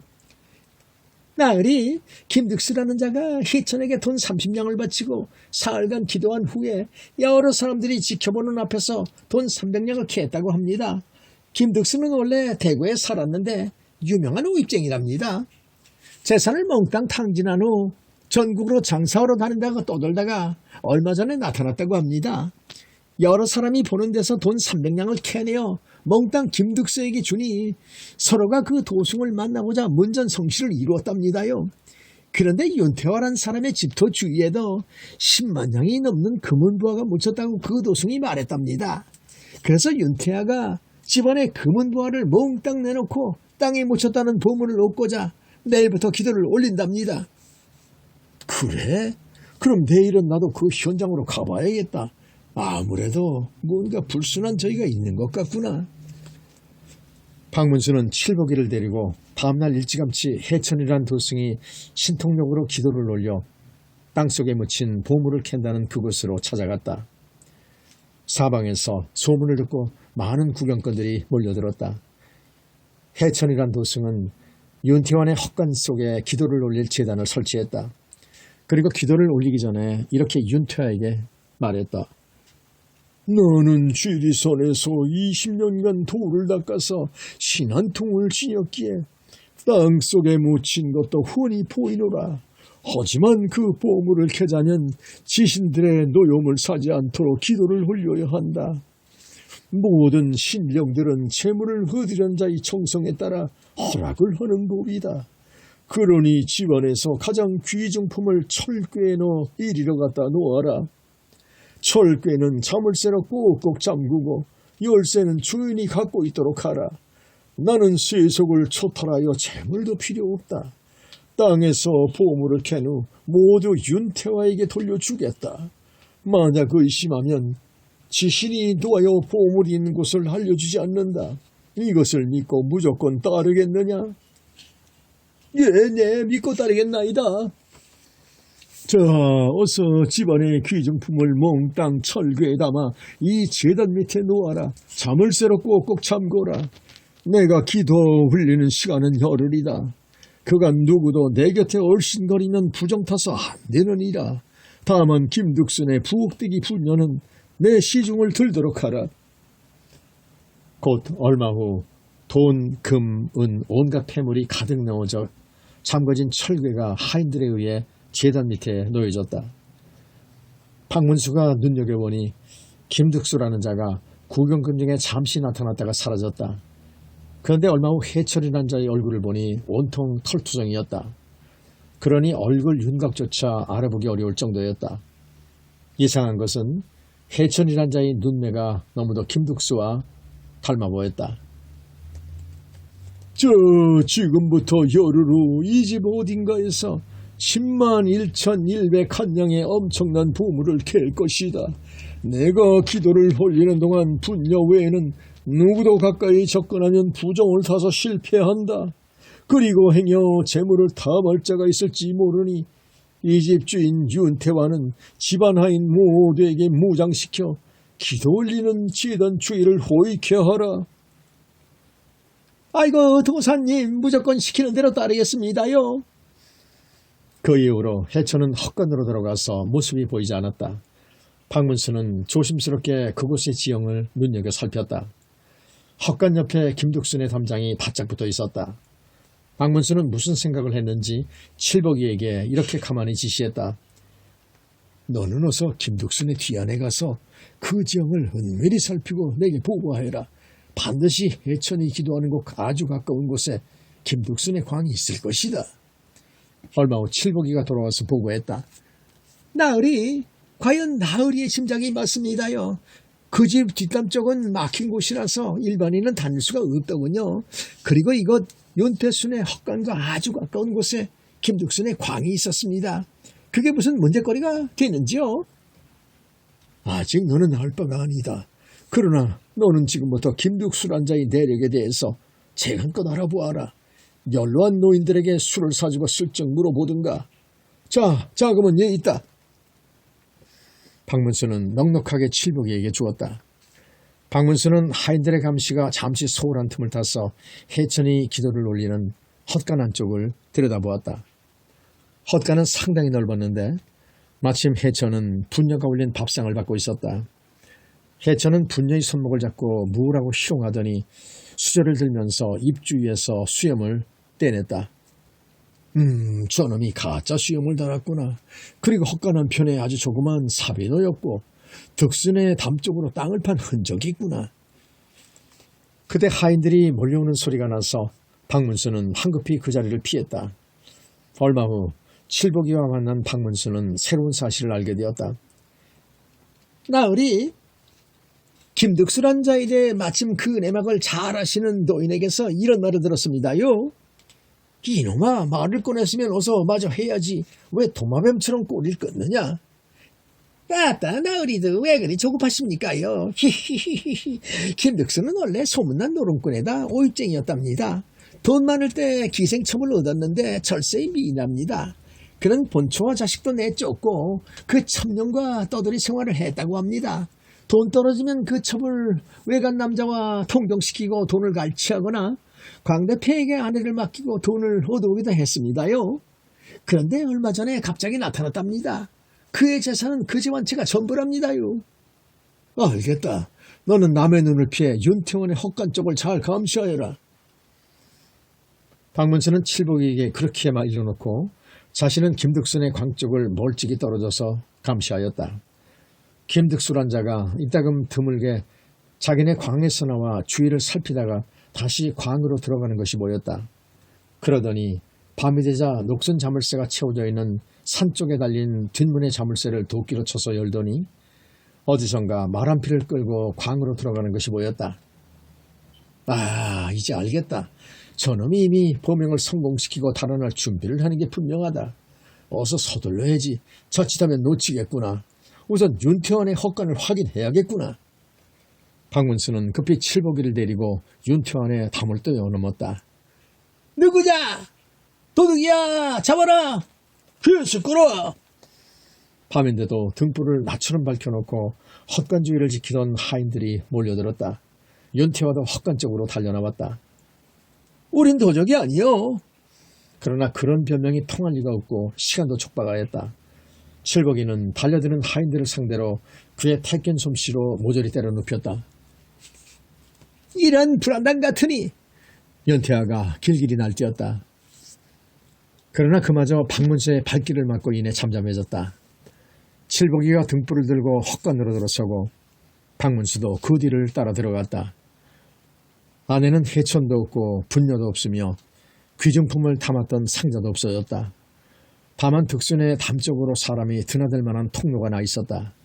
그 통로를 따라가다가 흠칫 놀랐다. 그곳에는 분녀와 해천이 나란히 죽어 있었다. 해천은 돌로 심히 짓이겨져 얼굴을 잘 알아볼 수가 없었다. 그리고 중간이 막혀 더 나아갈 수가 없었다. 칠보가 어서 날 따라오너라. 득슬한 놈 뒷문을 내가 지킬 테니 너는 그 집 광 속으로 뛰어들어 그놈을 체포하라. 알겠습니다요, 나으리. 칠복이가 급히 김득수의 집 담을 뛰어넘었다. 박문수는 급히 품에 휴대하고 다니던 포승줄로 올가미를 만들어 김득수의 집 뒷문을 지키고 섰다. 섞어라 이놈! 칠복이의 검소리가 들리는가 싶더니 뒷문이 열리면서 말에다 철개를 싣고 말에 올라 달아나려던 김득수의 모습이 나타났다. 그 순간 박문수의 손에서 올가미가 날아간과 동시에 으아! 비명을 지르면서 김득수가 말등에서 땅바닥으로 떨어졌다. 곧 칠복이가 달려들어 김득수를 꽁꽁 묶었다. 박문수와 칠복이는 김득수가 훔친 돈꾀가 말에 실린 그대로 우선 윤태환의 마당으로 이끌고 갔다. 박문수는 먼저 윤태환의 혈도를 풀어주고 사건에 대해 간략히 설명했다. 그제서야 윤태환은 자신이 김득수에게 속아서 큰 피해를 당할 뻔했다는 것을 알고 땅에 넙죽 엎드려 큰절을 했다. 지금 이럴 겨를이 없다. 어서 일어나 하인을 관청으로 보내어 사건 처리를 담당케 하라. 박문수는 품에서 침을 꺼내어 쓰러진 하인들의 기혈을 터놓으니 모두들 깨어났다. 윤태화가 그간의 사정을 간단히 설명하고 급히 사람을 관하로 보냈다. 다음날 사건 문제 해결 때문에 파견된 포도 군관이 한때의 포졸들을 이끌고 왔다. 그들은 박문수의 신분을 파악하고 사건 해결에 관해 자세히 듣고 나서 일제히 최대의 경의를 표한 후 이렇게 묻는다. 의사석에 여쭈옵니다. 이렇게 어렵고 수수께끼성인 사건은 의사또 나으리가 아니면 영영 미궁에 빠질 뻔했습니다. 저희처럼 워낙 아둔한 놈들은 아직도 궁금한 사항이 많사옵니다. 군관은 망설이지 말고 무엇이든 말해보라. 이번 사건에 대해 어떻게 문제의 실마리를 잡으셨는지 여쭙고 싶사옵니다. 김득수와 해천이란 자가 공모하여 윤태화의 재산을 노리고자 꾸며낸 전극이다. 김득수는 윤태화의 시선을 끌려고 해천을 끌어들여 300냥을 찾아내는 자작극을 만들어냈다. 그래서 윤태화가 홀려들자 미리 자기 집 광과 윤태환의 헛간으로 통하는 통로를 만들었다. 그리고 헛간 쪽에서 해천이라는 자가 위치를 알리느라고 비밀스럽게 한 사람이 빠져나갈 정도로 구멍을 뚫자 서로 통하게 되었다. 범행을 성공시켜 보물이 든 철괴를 그리로 먼저 빼돌리고 달아나자고 해천을 속였다. 해천은 결국 성공 단계에서 김득수에게 비밀 통로에서 피살되었다. 그때 이미 해천이 노리게 된 분녀도 함께 따라가려다가 김득수의 마수에 걸려 죽음을 당한 것이지. 김득수는 사람을 둘이나 죽인 후 자기네 광으로 통하는 비밀 통로로 흙을 막아버렸다. 그리고 밤에 기회를 엿봐 어디론가 달아나려다가 그 직전에 내 손에 붙잡힌 것이다. 어서 또 나으리께 다시 여쭈옵니다. 김득수란 놈이 300냥을 어떻게 구했을까요? 김득수가 이미 실토하였다. 그놈은 제 아내를 광대패에게 놀이객감으로 맡기고 300냥을 받았지. 그 중에 일부를 사용하면서 여론을 만들어 윤태환을 끌어들인 것이다. 어서 또 나으리 하면 해천이란 자의 정체는 무엇인지요? 그 자는 광대패 중 하나이지. 결국 김득수에게 희용당하고 그렇게 죽었어. 김득수는 눈매가 자기를 닮은 그 자를 꼬였지. 얼굴을 못 알아보게 돌로 짓이긴 후에 눈매를 그냥 둔 것은 자신처럼 꾸미고자 함이었어. 그리고 김득수는 달아나려 했던 거지. 어서 또 나으리 소인들은 도저히 그 명철하신 추리를 흉내조차 낼 수 없사옵니다. 너희들은 내가 이 서찰을 줄 터이니 경상감사에게 사건 전후에 대한 보고를 철저히 하라. 죄인들은 법대로 처리될 것이니라. 어서 또 나으리 참으로 현명하고 지당하신 분부이옵니다. 그때 윤태화도 다시 주위의 시선을 의식하지 않고 넙죽 땅바닥에 엎드리면서 고마움에 목이 메었다. 어서 또 나으리 하마터면 파산할 뻔한 제 가문을 살려주신 이 은혜 백골 난당이옵니다. 그대는 앞으로 헛된 욕심을 부리지 말라. 지나친 욕심은 결국 화를 불러들이는 결과가 된다. 어서 또 나으리의 거르신 평생을 두고 명심하고 지키겠습니다. 그 일을 해결한 후 박문수는 칠복이를 데리고 유유히 그곳을 벗어났다. 귀신 붙은 종이. 박문수는 진양의 윤기수 대감을 찾아보기로 했다. 그는 청렴결백한 성품이었다. 전에 조종에서 참판교수를 지내는데 박문수의 부친과 예전에 동문수학한 사이였다. 박문수가 관직에 나갈 무렵 그분은 건강이 좋지 않아서 낙향했던 것이다. 낙향하기 전에 박문수를 각별히 배려해 준 분이다. 그는 조정의 고관 대작들과도 막연한 사이였다. 박문수는 모처럼 칠복이를 데리고 지나치던 중에 색향촌을 지나게 되었다. 어느덧 어두워진 시간이다. 곳곳에 청사초롱이 내걸리고 여인들의 간드러진 교성과 검은 고 장구치는 소리도 들려왔다. 어느 집 창문에는 계집과 사내가 초저녁부터 부둥켜 앉고 있거나 명탕질하는 남봉꾼들의 모습도 보였다. 갑자기 칠복이가 아랫도리를 움켜쥐며 이렇게 볼멘 소리를 내뱉었다. 아이 그 이놈의 팔자 언제쯤면 저렇게 흥청망청 놀아볼 수 있을까? 박문수가 이렇게 면박을 주었다. 이놈아, 대장부 사내가 고작 색주가에서 활락이나 탐해서 되겠느냐? 할 일이 세상 같은데. 나으리는 참 소인도 목석이 아닙니다요. 이놈아, 알겠다. 내가 나중에 너에게 고운 색시를 얻어주마. 그때를 기다리다가 명짧은 놈은 죽겠습니다요. 소인은 당장 급한데. 허허, 이놈이 똥마리 온 강아지 나대도 왜 끙끙대느냐? 우물가에서 숭늉 달라고 할 놈이로구나. 박문수와 칠복이가 손님을 이끌어들이는 여자들을 피해서 걸음을 옮길 때이다. 점잖게 생긴 선비 하나가 박문수 앞으로 다가오더니 이렇게 말한다. 말씀 좀 여쭙겠소. 무슨 말씀이시오? 이 근처에 화울이란 무당을 아시오? 점 잘 친다고 소문났던데. 글쎄요, 이것이 초행이라 잘 모르겠소. 그 말을 들은 젊은 선비는 휑하니 그냥 지나쳐버린다. 박문수가 칠복이에게 말했다. 저 선비의 태도를 보니 무척 급한 사정이 있는가 보다. 천천히 그 뒤를 따라가 보자. 예, 나으리. 서당께 3년이면 풍어를 넘는다더니 칠복이도 이제는 제법 이골이 나서 박문수의 눈치만 보고도 손발이 척척 맞았다. 박문수는 칠복이와 함께 천천히 앞서간 선비의 뒤를 따랐다.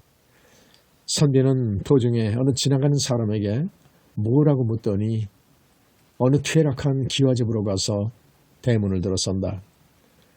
박문수는 칠복이와 눈짓을 한 후 그 집의 담을 뛰어넘었다. 선비가 들어간 방에 이르러 안쪽에 귀를 기울였다.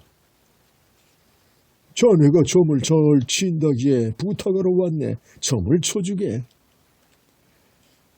점을 치기는 어렵지 않습니다만 어느 댁에서 왔는지를 말씀해 주셔야 점괘가 나옵니다요.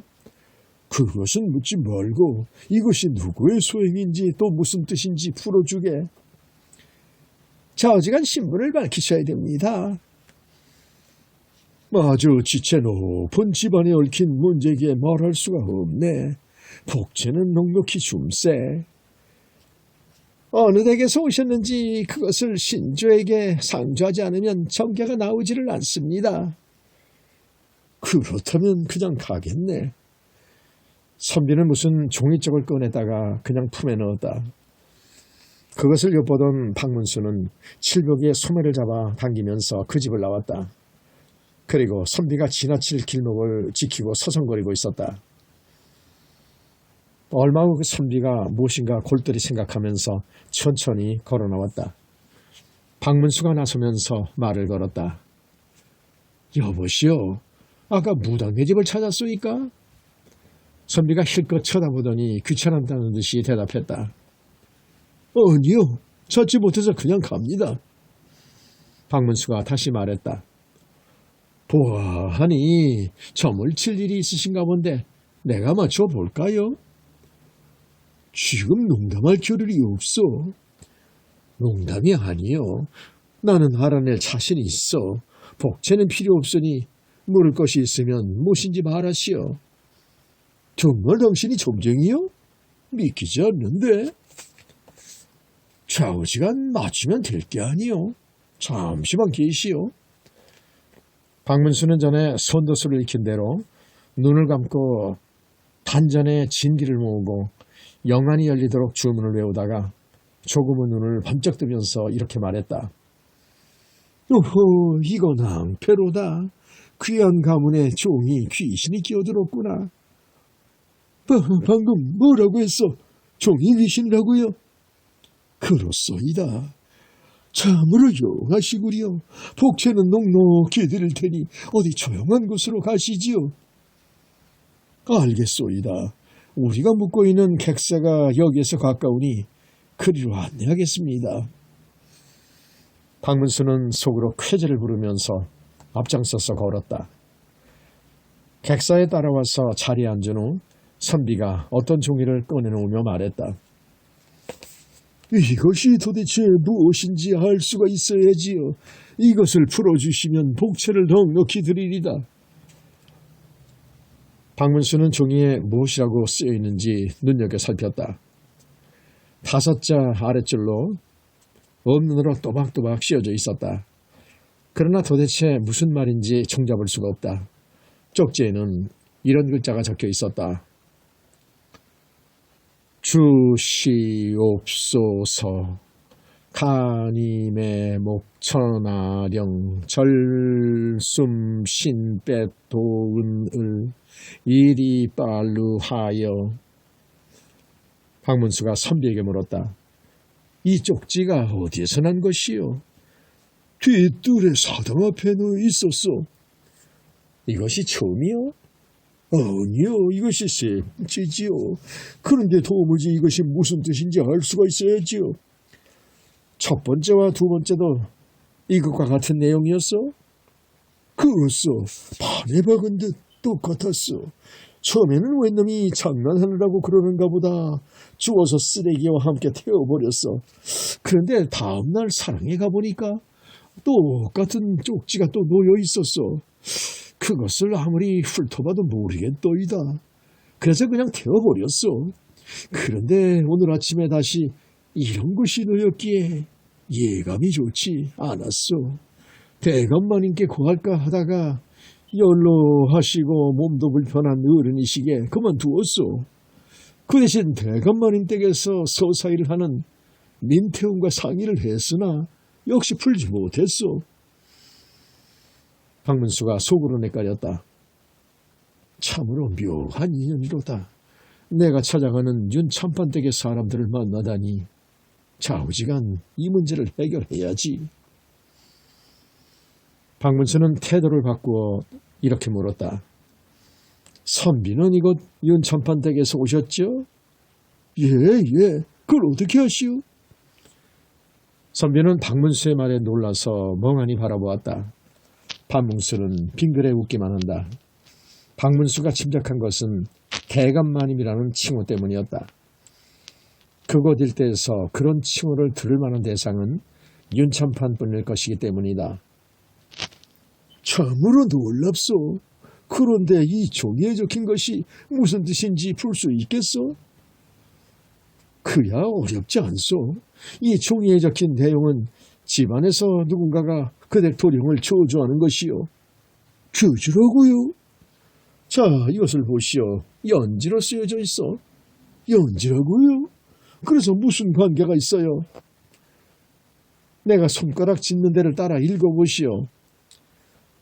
젊은 도령님의 목숨을 하루빨리 뺏어가 주시옵소서.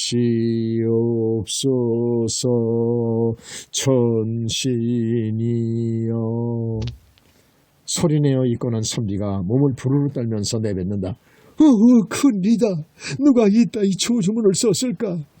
이게 조주로만 끝난다면 다행이겠거니와 정말 그런 사건이 터지면 아이고 끔찍해라.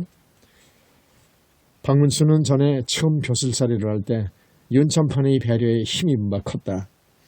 그리고 평소에 늘 존경하는 분이었다. 청렴 강직하기로 소문난 분이었기 때문이다. 박문수는 이번 기회에 조금이라도 도움이 되고 싶었다. 잠시 생각하다가 선비에게 말했다. 윤대감댁 집안의 가족사항에 대해서 좀 말씀해 주시오.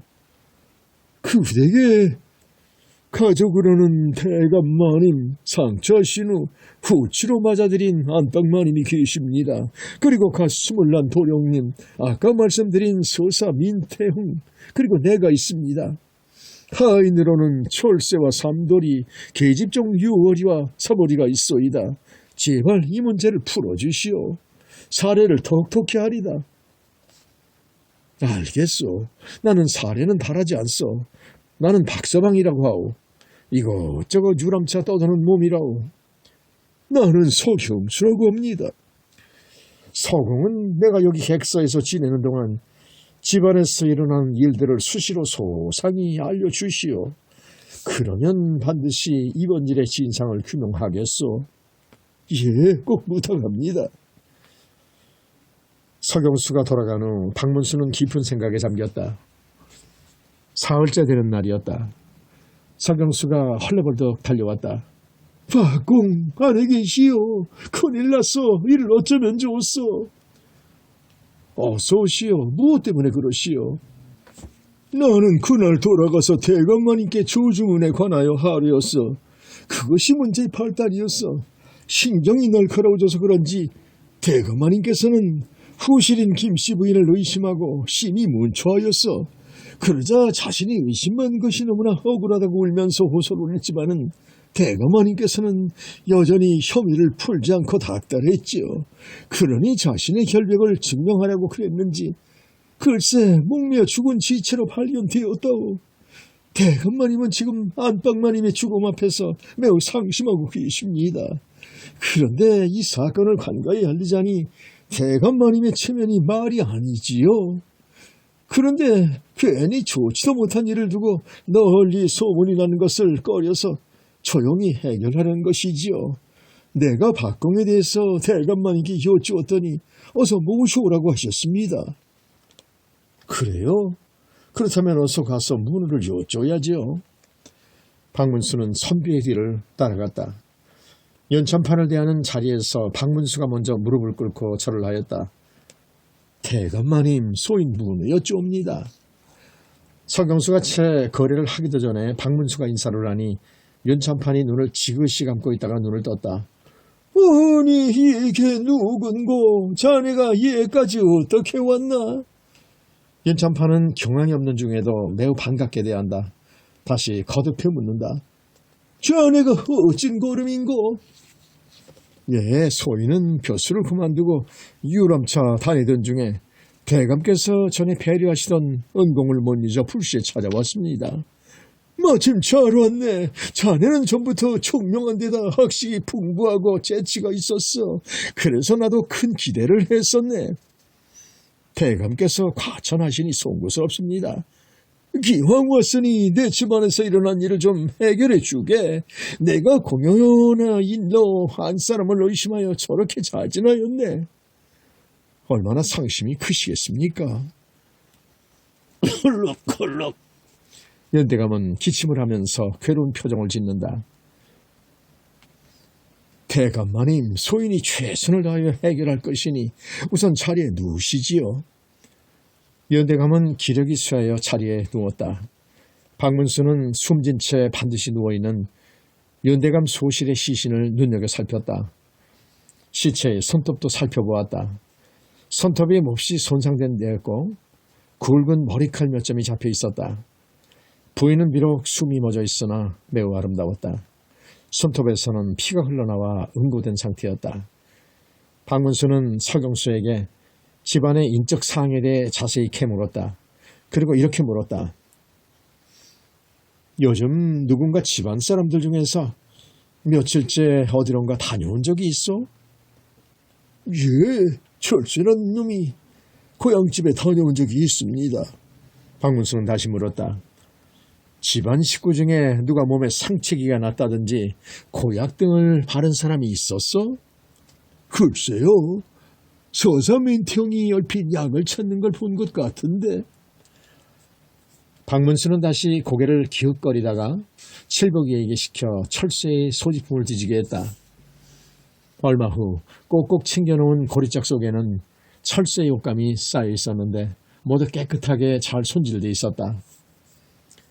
옷갈피 속에서 연지가 나왔고 시퍼렇게 날선 비수도 한 자루 나왔다. 연지와 비수가 나왔으니 철새가 범인이 아닐까요? 칠복이가 박문수를 쳐다보며 물었다. 그 말에 모두들 철새를 범인으로 여기는 눈치였다. 그때 철새가 어디선가 시근거리며 나타나 항변하였다. 왜들 그래요? 뭐 때문에 남의 방을 함부로 뒤지는 거요?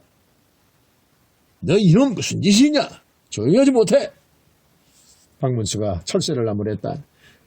남의 방을 함부로 뒤지면서 누구 보고 내래 큰 소리야? 철새가 박문수에게 악을 쓰며 대들었다.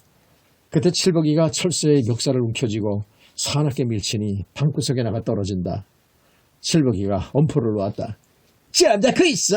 안 그러면 모가지를 비틀어버릴 테야. 철새는 칠복이의 엄청난 힘에 찔렸는지 잠잠해졌다. 박문수가 철새에게 신문하였다. 철새, 너는 이 집안에서 일어난 일들에 대해서 알고 있지? 알고 있어. 그러나 나와는 상관이 없어요. 철새가 퉁명스럽게 내뱉었다. 이놈아, 그런데 이 연지통은 무엇 때문에 감추어뒀느냐? 그리고 이 비수는? 그 연지는 고향에 있는 너희를 주려고 했어. 그리고 그 비수는 만약에 대비해 호신용으로 건직했을 뿐이요. 그게 어쩌다는 거요?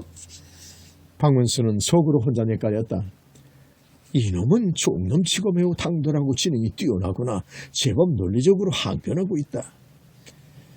철새가 박문수에게 대하는 태도는 당장 매맞을 행동이다. 그러나 박문수는 무슨 생각에선지 잠시 침묵하였다. 그때 그 옆에 서 있던 민태형이 박문수에게 말한다. 박공, 나는 안방마님 장례 준비를 위해 나갔다 와야겠소. 뭐 때문에 그렇게 서두르시오? 이번 사건의 진상을 밝히기 전에는 함부로 매장해서는 아니되오. 뭐여? 그럼 시체를 언제까지 그냥 놓아둘 셈이요? 아니요, 그 사건을 해결할 것이오. 별게 아닌 게 남의 일에 끼어들어 간섭을 하려드네. 채. 민태형이 옷깃을 신경질적으로 축혀 올리는 순간 모건저리에 상체기가 언뜻 드러났다. 박문수는 짧은 순간에도 그것을 놓치지 않고 포착하였다. 민태형이 돌아서 나간 후 다시 철새에게 신문을 계속했다. 내가 아까 현지를 누이에게 주려고 샀다고 했지? 그래요. 그게 뭐가 나빠요? 네가 정말 누이가 있느냐? 내가 그 사람을 보내 알아보겠다. 박문수의 말에 철새년인의 태도가 변한다. 성난 독사대가리처럼 고개를 빳빳이 쳐들고 대들더니 이내 시든 푸성기처럼 축 처진다. 그러면서도 묻는 말에 잘 응하지 않았다. 박문수는 일부러 큰 소리로 칠복이에게 말했다. 칠복아, 너는 어서 말을 타고 철새가 살던 고향에 가서 그 가족을 몽땅 잡아오너라. 무엇 때문에 이 댁에 들어왔는지 소상히 탐문해 오너라. 알겠습니다요, 나으리. 칠복이가 막 나서려고 할 때이다. 철새가 박문수의 팔을 끌면서 다급하게 소리쳤다. 나으리, 사람을 보내지 마소서. 이놈이 사실대로 털어놓겠습니다. 오냐, 어서 말해보아라. 예, 소인은 솔직히 말씀드리자면 이댁 도련님에게 원한이 있습니다. 그래? 그렇다면 잠시만 있어라. 내가 칠복이를 내보내고 혼자만 듣겠다. 박문수는 칠복이를 밖으로 데리고 나가서 뭐라고 귓속말을 하고 다시 들어왔다. 칠복이는 곧 어디론가 서둘러 갔다. 방으로 다시 돌아온 박문수에게 철새가 털어놓은 사연은 이런 것이었다. 3년 전이었다. 연참판이 늦게 얻은 아들 승민이는 전처 소생으로서 당시 나이 17세였다. 그는 말타기를 매우 좋아했다. 어느 가을날 말을 타고 급히 달리다가 볕단을 이고 지나던 안악과 부딪혔다. 쓰러진 한악은 크게 다쳤으나 윤승민은 그냥 못 본 채 지나쳤다. 그 안악내는 다리를 심하게 다쳐 고생하면서 의원을 부르고 약을 쓰느라고 가선을 모두 날렸다. 그러다가 결국 죽었다고 한다. 그가 바로 철새의 어머니라는 것이다. 철새는 복수를 하고자 일부러 윤참판 댁으로 종이 되어 왔다는 것이다. 그런데 윤참판 아들이 그 일에 대해 반성하는 뜻에서인지 그 후로는 말을 타지 않더란다. 하루 이틀 기회를 엿보느라고 지금까지 이르렀다는 것이 철새의 말이었다. 그래? 그렇다면 그 조조문은 분명히 네가 썼겠구나. 아닙니다. 그래? 박문수는 서경수에게 다가가서 말했다. 이제부터 계집종들의 방을 조사하겠소이다. 그 말을 듣더니 갑자기 철새가 말했다. 나으리 그 조조문은 제가 썼습니다. 알겠다. 잠시만 기다려라. 박문수는 건성으로 대답하면서 유월이의 방을 뒤지니 역시 연지가 나왔다. 박문수가 서경수에게 물었다. 유월이와 철새가 이 댁에 들어온 시기가 언제였어? 예, 작년인가 비슷한 시기에 들어왔지요. 박문수는 윤참판의 방으로 갔다. 대감, 얼마나 상심이 크시겠습니까? 안방마님께서도 이렇게 되셨으니. 내가 지나치게 흥분하여 판단을 그르쳤네. 태영이의 말을 듣고 그만. 그가 뭐라고 했는데요? 조주문을 쓴 것은 아마도 계모의 짓일 거라고 지나치는 말로 짓거리기에. 알겠습니다. 너무 상심 마소서. 소인은 이만 물러가서 객사에서 쉬고 내일 오겠습니다. 전에까지 수고를 끼쳐서 미안하네. 아닙니다. 편히 쉬십시오. 박문수는 윤대감의 방에서 나온 후 서경수에게 이렇게 말했다. 서공, 내일은 아래 것들의 짐을 다시 뒤져야겠어. 오늘 조사하지 않았소? 아니요. 대충 보았으니 자세히 보아야지요. 알겠소이다. 그 말이 떨어지자 문 쪽에서 숨어 엿들던 어떤 그림자가 어디론가 숨어버린다. 그 증거가 드러나겠지. 박문수는 철새를 데리고 객사로 갔다. 이런저런 이야기를 꺼내며 그를 안심시켰다. 그때 칠복이가 박문수의 심부름을 갖다가 돌아왔다. 박문수는 밖으로 나가 칠복이에게서 새로운 정보를 들었다. 철새의 어머니가 부상을 당할 때 그 자리에는 또 한 명의 안악이 있었단다. 그 안악도 그때 심히 다쳐서 앓다가 죽었다는 것이다. 박문수는 사건의 윤곽을 파악한 후 철새를 살살 구슬렀다. 철새, 나는 너의 처지를 이해한다. 그러니 내가 묻는 대로 대답하여라. 안방마님이 살았을 때 서경수나 민태영의 태도가 어떠했더냐? 예, 서경수 서방님은 그 댁을 위해 충성을 다 바치고 있습니다. 그런데 민태영 서방님은 돌아가신 안방마님을 유혹하려고 치근덕거렸지요. 그러나 안방마님은 정숙하셨고 또 대감마님에게 그런 사실을 구하지 않았습니다. 아마도 평지풍파를 일으키지 않으려고 그랬을 것입니다. 너 혹시 민태영 서방님이 요즘 옷 갈아입는 것을 보았느냐? 그때 어딘가 핥힌 상처기가 생기지 않았더냐? 그리고 손수 옷을 빨았던가? 예, 나으리 안방마님이 돌아가신 날 밤에 손수 옷을 세탁하는 것을 보았습니다. 알겠다. 너는 일찍이 쉬어라. 박문수는 추리를 거듭하였다. 다음날 박문수는 다시 윤대감 댁으로 갔다. 집안 식구들이 모인 곳에서 박문수는 유월이의 방으로 들어섰다. 그리고 사람들이 보는 앞에서 고리짝을 뒤져 연지가 묻은 부단자루를 찾아냈다. 이것으로 내가 조조문을 썼느냐? 아니옵니다. 세내는 멀어옵니다. 박문수는 그곳을 천천히 살펴보다가 냄새를 맡았다. 바로 그때 관장하던 서경수가 유월이의 머리채를 잡아채면서 호통을 쳤다. 이년 내년의 짓이지. 내년이 이붓으로 얼굴에 연지치를 해가며 도령님을 유혹하려다가 받아주지 않으니까 그따위 흉한 조조문을 썼지. 아닙니다요. 쇠내는 정말 모릅니다요. 그때 박문수가 조용히 말했다. 나는 네가 이댁 도령 때문에 말에 다쳐서 세상을 떠난 안악의 외동딸이라는 것을 이미 알고 있다. 그래서 원수를 갖고자 이댁에 들어왔지. 나으리 사실은 그렇습니다. 그러나 제가 저주한 것이 아닙니다. 바로 그때이다. 갑자기 민태형이 들이닥치며 이년 닥쳐라. 이년이 바로 법인이다. 유월이의 머리채를 잡아채며 사납게 질질 끌었다. 그때 박문수가 눈짓을 하며 칠복이에게 명령했다. 칠보가 너는 어서 진짜 범인을 묶어라. 범인은 바로 저 민태용이다. 그 말이 떨어짐과 동시에 칠복이가 번개 같은 솜씨로 민태형을 결박지었다. 여보시오, 이게 무슨 짓이야? 민태형이 묶인 채 고래고래 소리를 질렀다. 박문수가 태도를 바꾸어 엄숙하게 말했다. 나는 어제 너의 방을 조사했다. 그때 너희 방에 있었던 연지 묻은 붓이 오늘의 유월이의 고리짝 속에 들어있었다. 그것은 자신의 죄를 유월에게 덮어 씌우려는 것이었다. 새를 맡으면 닭먹 냄새가 난다. 좋다. 그것이 어쨌다는 것이냐? 너를 살인죄로 체포한다.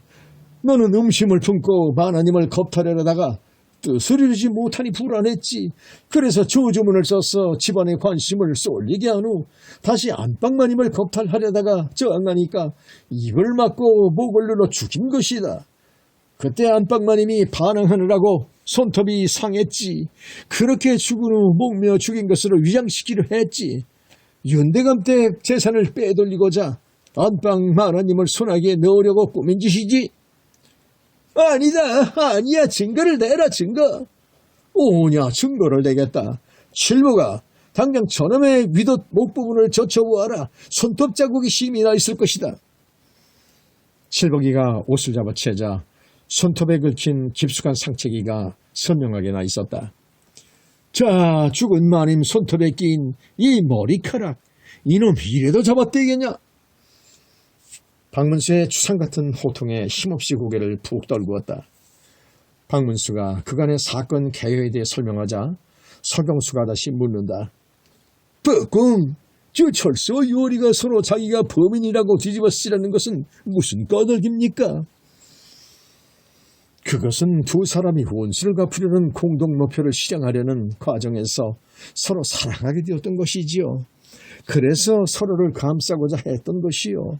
철새의 고리짝에 빨래가 깨끗한 것도 저 유월이의 정성 때문이었어. 박문수는 그렇게 설명한 후 곧 안방으로 들어가서 그간의 사건 전후에 대해 자세히 설명하였다. 민태용이 그런 놈일 줄이야. 그놈이 코 하나 다름없는 것을 내가 길러줬는데 그 은공도 모르고. 민찬파는 한숨을 크게 내쉰 후 이렇게 말했다. 파고사, 나는 이미 이번에 자네가 어사가 되어 내려온 줄 알았네. 내 자식이 잘못했으니 내가 유월이와 철새에게 사죄하겠네. 그리고 종의 신분에서 물러나게 하고 약간의 미천을 마련해 주어 어디론가 자유롭게 가서 살라고 하겠네. 대감, 참으로 너그러우신 은덕을 베푸십니다. 그 아이들도 고마워할 것입니다. 범인 민태용은 법대로 처리하시옵소서. 그리고 돌아가신 안방마나님의 원통한 넋을 위로하는 제문도 지어서 장래에 소홀함이 없도록 하소서. 알겠네. 참으로 고맙네. 박문수는 곧 철새와 유월이를 불렀다. 윤대감 앞에 꿇어앉은 두 사람에게 박문수가 대감의 뜻을 전달하니 그저 감격스러워 눈물만 흘릴 뿐이었다. 박문수는 슬그머니 구렁이 담 넘어가듯 그 자리를 벗어나 칠복이를 데리고 다시 어디론가 서둘러 걸음을 옮겨가기 시작했다. 박문수의 눈가에도 까닭물을 이슬이 맺힐 때 어디선가 멀리 개 짖는 소리가 들려온다.